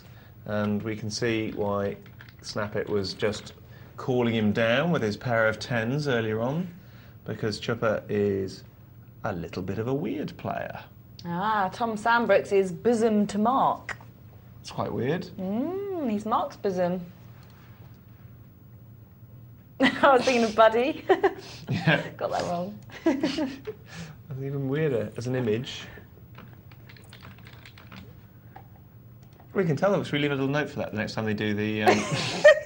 Sorry. We've just done Nick Wellthall, but we can't say it out. It's come out rude. If anyone wants to do it, it's anagramgenius.com. Put Nick Wellthall in. It's hilarious. And quite true. Yeah. Wellthall, by the way, if you want to spell it, is Wealthall. Yeah. Nick, N-I-C-K, obviously. Nick Wellthall. Anagramgenius.com. And now producers are just laughing in their ear because they've just done it themselves. Jack Queen. Clay raises it up 3 times the big blind. Chupper will have some of that with his King 10 suited. I'll tell you what, he wouldn't have laid that down in a billion years. And look at that, he'd be right not to. He's flopped a flush. Is he going to make any money from Clay? Flushes with the 3 suited boards, very, very difficult to make anything from. Your opponent has got to have a high flush card or at least 2 pair. They're never going to just call it down with a pair. They might bet it with a pair, but they'll fold it to a raise.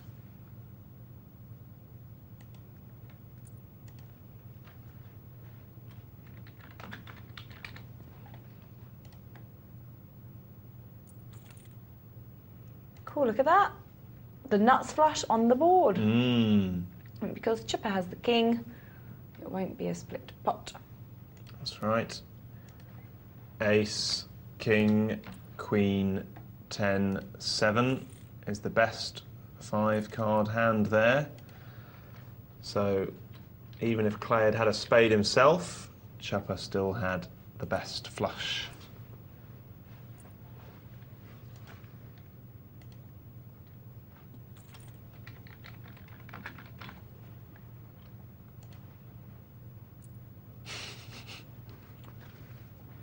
Pair of threes for Snap It there. What's he going to do with them? Is it worth the 150? No, not when there's 2 queens on the board.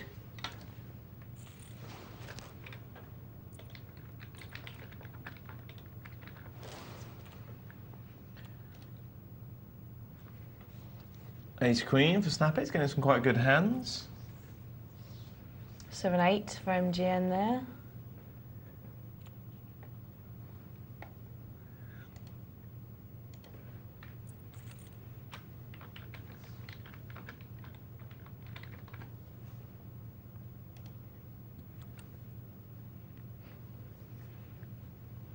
Hits top pair. Oh, the 6, 7, 8, 9 up and straight down. draw, absolutely. Checks. No, that's got me perplexed. Is Ken slow playing his lucky top pair there? Is he going to re-raise someone on the river? I don't understand that. Maybe he'd hoped that MGM would have tried to bluff the river, but Ken wasn't loaded. He's giving MGM a free card to outdraw him there. Ken, a couple of things you can text us in about there. One, the earlier email about your good self, and secondly, that play. Not saying it was bad, just curious.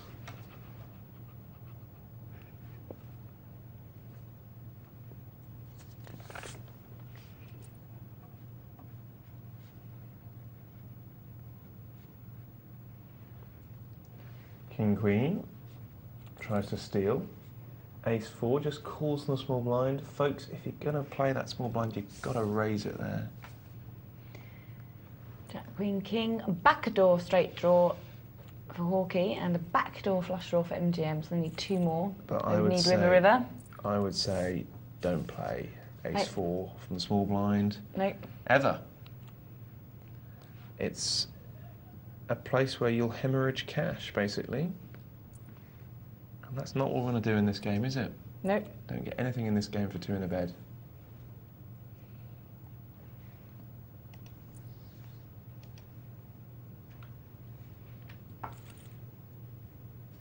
Fishing for chips. Flops an inside straight flush draw. No, he doesn't. He's got them there or thereabouts. He's certainly got the flush draw. That hasn't helped him.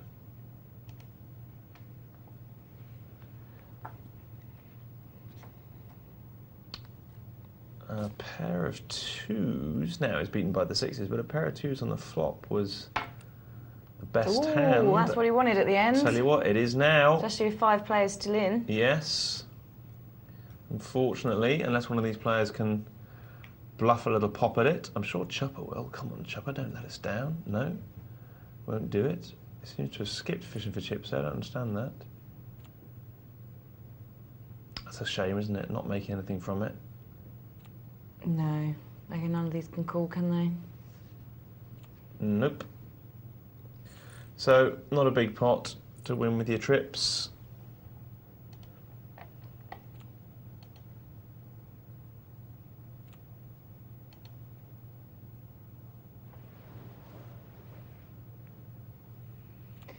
Queen 7 there for given. Are you going to limp in or are you going to put it down?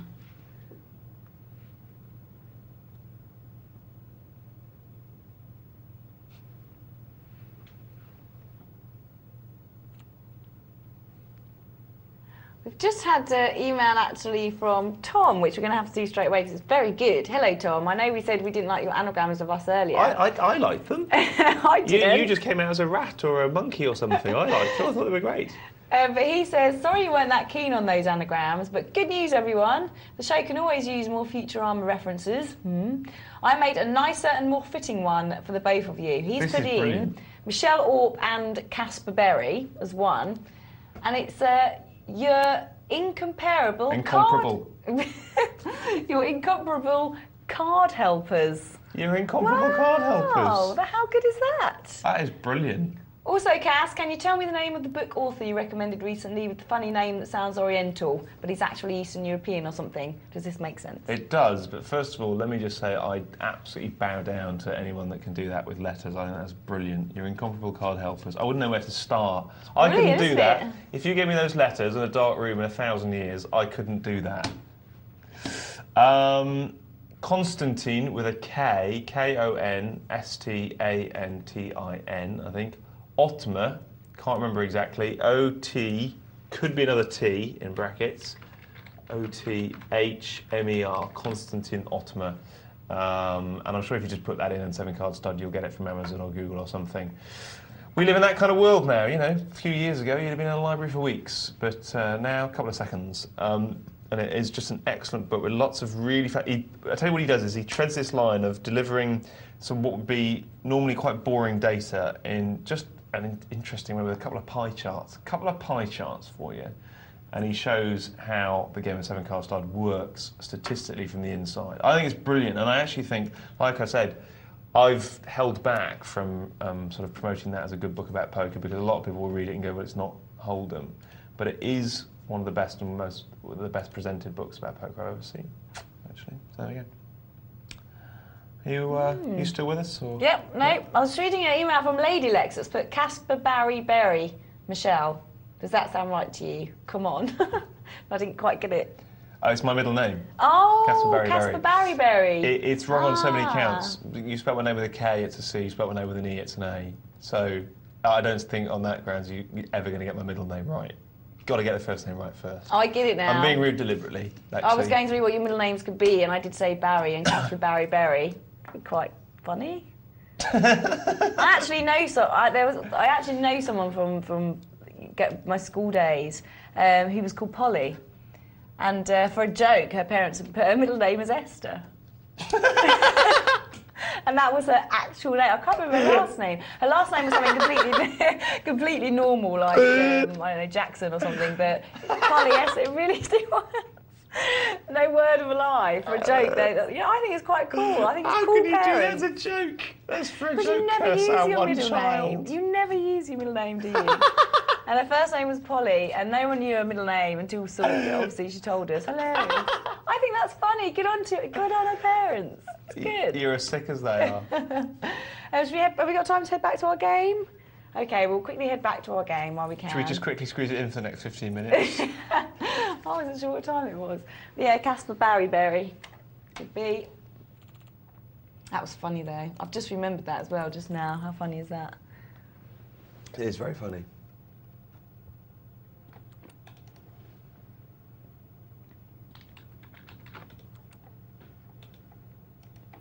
Oh, I've got a cough coming on. I'm going to kill my friend for smoking. No, it's not good, is it? I'll tell you what, actually. My friend is good friends with a guy who, a few weeks ago, I talked about a friend of mine who changed sites, do you remember? And he'd won $6,000, and he was phoning up me and this other mutual friend and going, oh, I've changed sites, you've got to join this site. You've got to join this site, it's brilliant, I won $6,000. And I said it on air, I said, that is a short-term aberration. You cannot tell in 4 days how much more or less profitable a site is. It's true that he's joined a site with a lot of loose calling players on it, but that had sent his variance through the roof. Anyway, as me and my mate were playing poker today, got a text from this third bloke who said, yeah, Caspar was right about the long term. Apparently now he's back even on his account after being £6,000 up after 2 days. And that's it, folks. It's a long-term game. He may well have a bigger edge on that site than the other site. No one doubts that. but his results over 4 days are not evidence either way, and that's crucial. They're not evidence one way, they're not evidence the other way. What kind of calls people are making, that's evidence. You can tell quite quickly whether a site has a completely different kind of call market, that's fine, but not your 5-day results.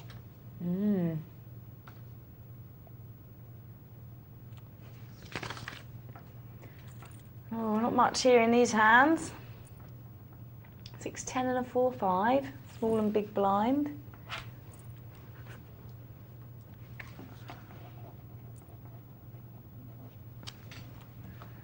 A6 suited, pair of fives.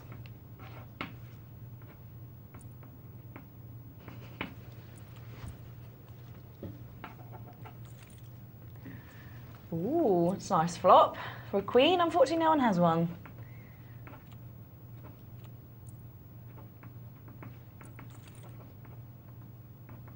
Big blind there, not wanting to know.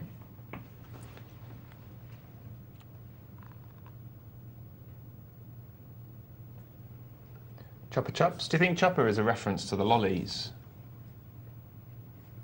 The Chopper Chups lollies. Do you think? I don't know, what do you reckon? I think no.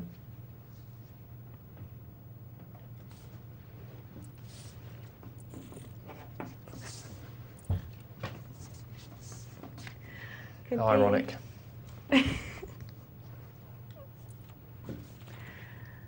King Queen for fishing for chips. The ruler in the land of the unraised pot. See what James Browning does go in.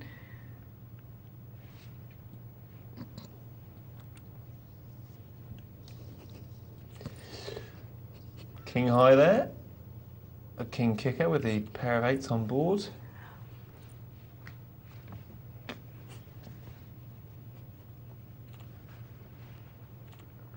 Jack 9 raising it up. MGN playing some unorthodox pokey, in my opinion. Do you think?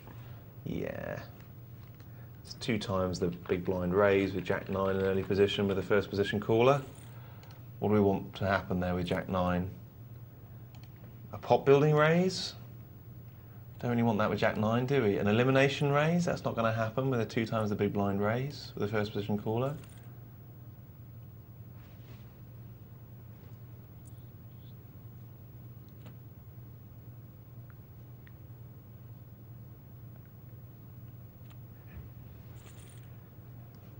Takes it down with the king. Snap It is sitting there, has just emailed us in actually, because he had that lovely email earlier of the gentleman wanting to find him and play him. And he said he saw him as a very formidable opponent. This is from Snappy. He says, "Hi guys, I thank that guy for his nice comments. I look forward to playing him. I didn't play him last night because I don't play heads up. However, if he had looked around, he would have seen me playing on 2 other non-TV tables. I play a lot on non-TV tables on this and other sites." He says, "All players welcome." How about it, Michelle? Sounds like a challenge, does it, Hawkins? I'm there. Come on then, bring it on. She's getting quite red-faced, Ken. He says, "By the way, I fancy the spank bit." Dirty man, you. Because what was it? I can't remember what it was now. Ken Snap It comes up as... Oh, I've lost the site now. I think it was something spank, wasn't it? Yes, something like that. Can't remember now. Snap It?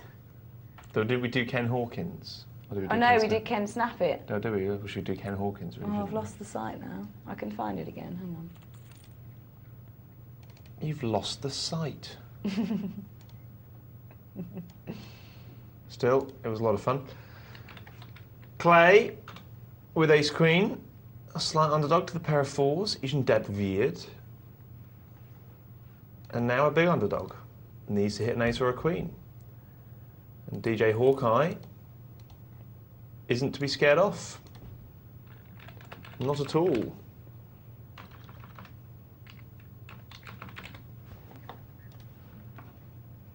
Inept spank, that's what it was. And Ken Hawkins.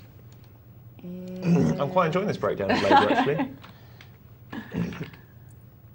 Clay checks it this time, and I mean the 4s are When ahead. ink ask.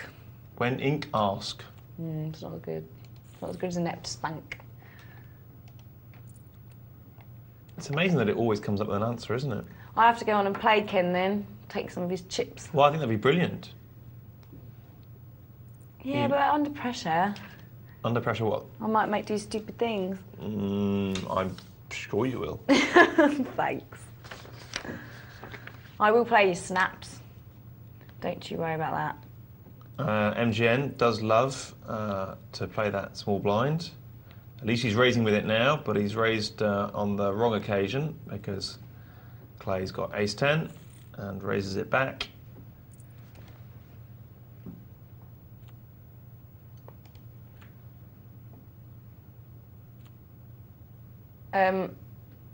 Duff Mivers texting again. He says not to get on at you again, but an anagram of Caspar Berry is raspberry crap.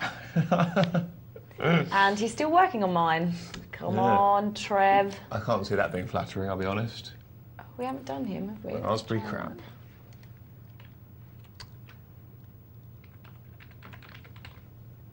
A pair of 8s for Clay. Jack Queen for Fishing for Chips. Now, Fishing for Chips, we know, remember, has been playing very, very tight. Given folds is 6-7, wants nothing to do with it. Clay got a nice stealing hand there on the button. And they fold. Chopper and Firebirds folds. Chopper chops with his lollies. Folds away. He does. Actually, while we're watching this, I have an email from Johnny here. This is from earlier, so I must do it before I forget. He says... Isn't this our last email, Michelle? Pardon? Isn't this our last email? Just in case we've run out of time, I wanted to do it quickly while we were watching. He says, on No Limit Hold'em, why is it that aces never seem to hold up so much? We have had them cracked so many times with rag. Also, can you explain to me why people are consistent in tourneys, as I play many but very rarely hit money? I can play the game, I would say, but are some people just luckier than others? How long have we been doing the show, Michelle, would you say? About 7 months. 7 months. How do we usually finish the show? On a couple of emails. Couple of emails. On which I have. Yep. Yes. How many have we got left? 2 more. We haven't got any more emails, have we? That is the last email. You've got a different one to what I've got. So what we get... Yeah, that is the last email. I mean, once again, yeah, folks, but I've got them down here. Caspar, leave this to me.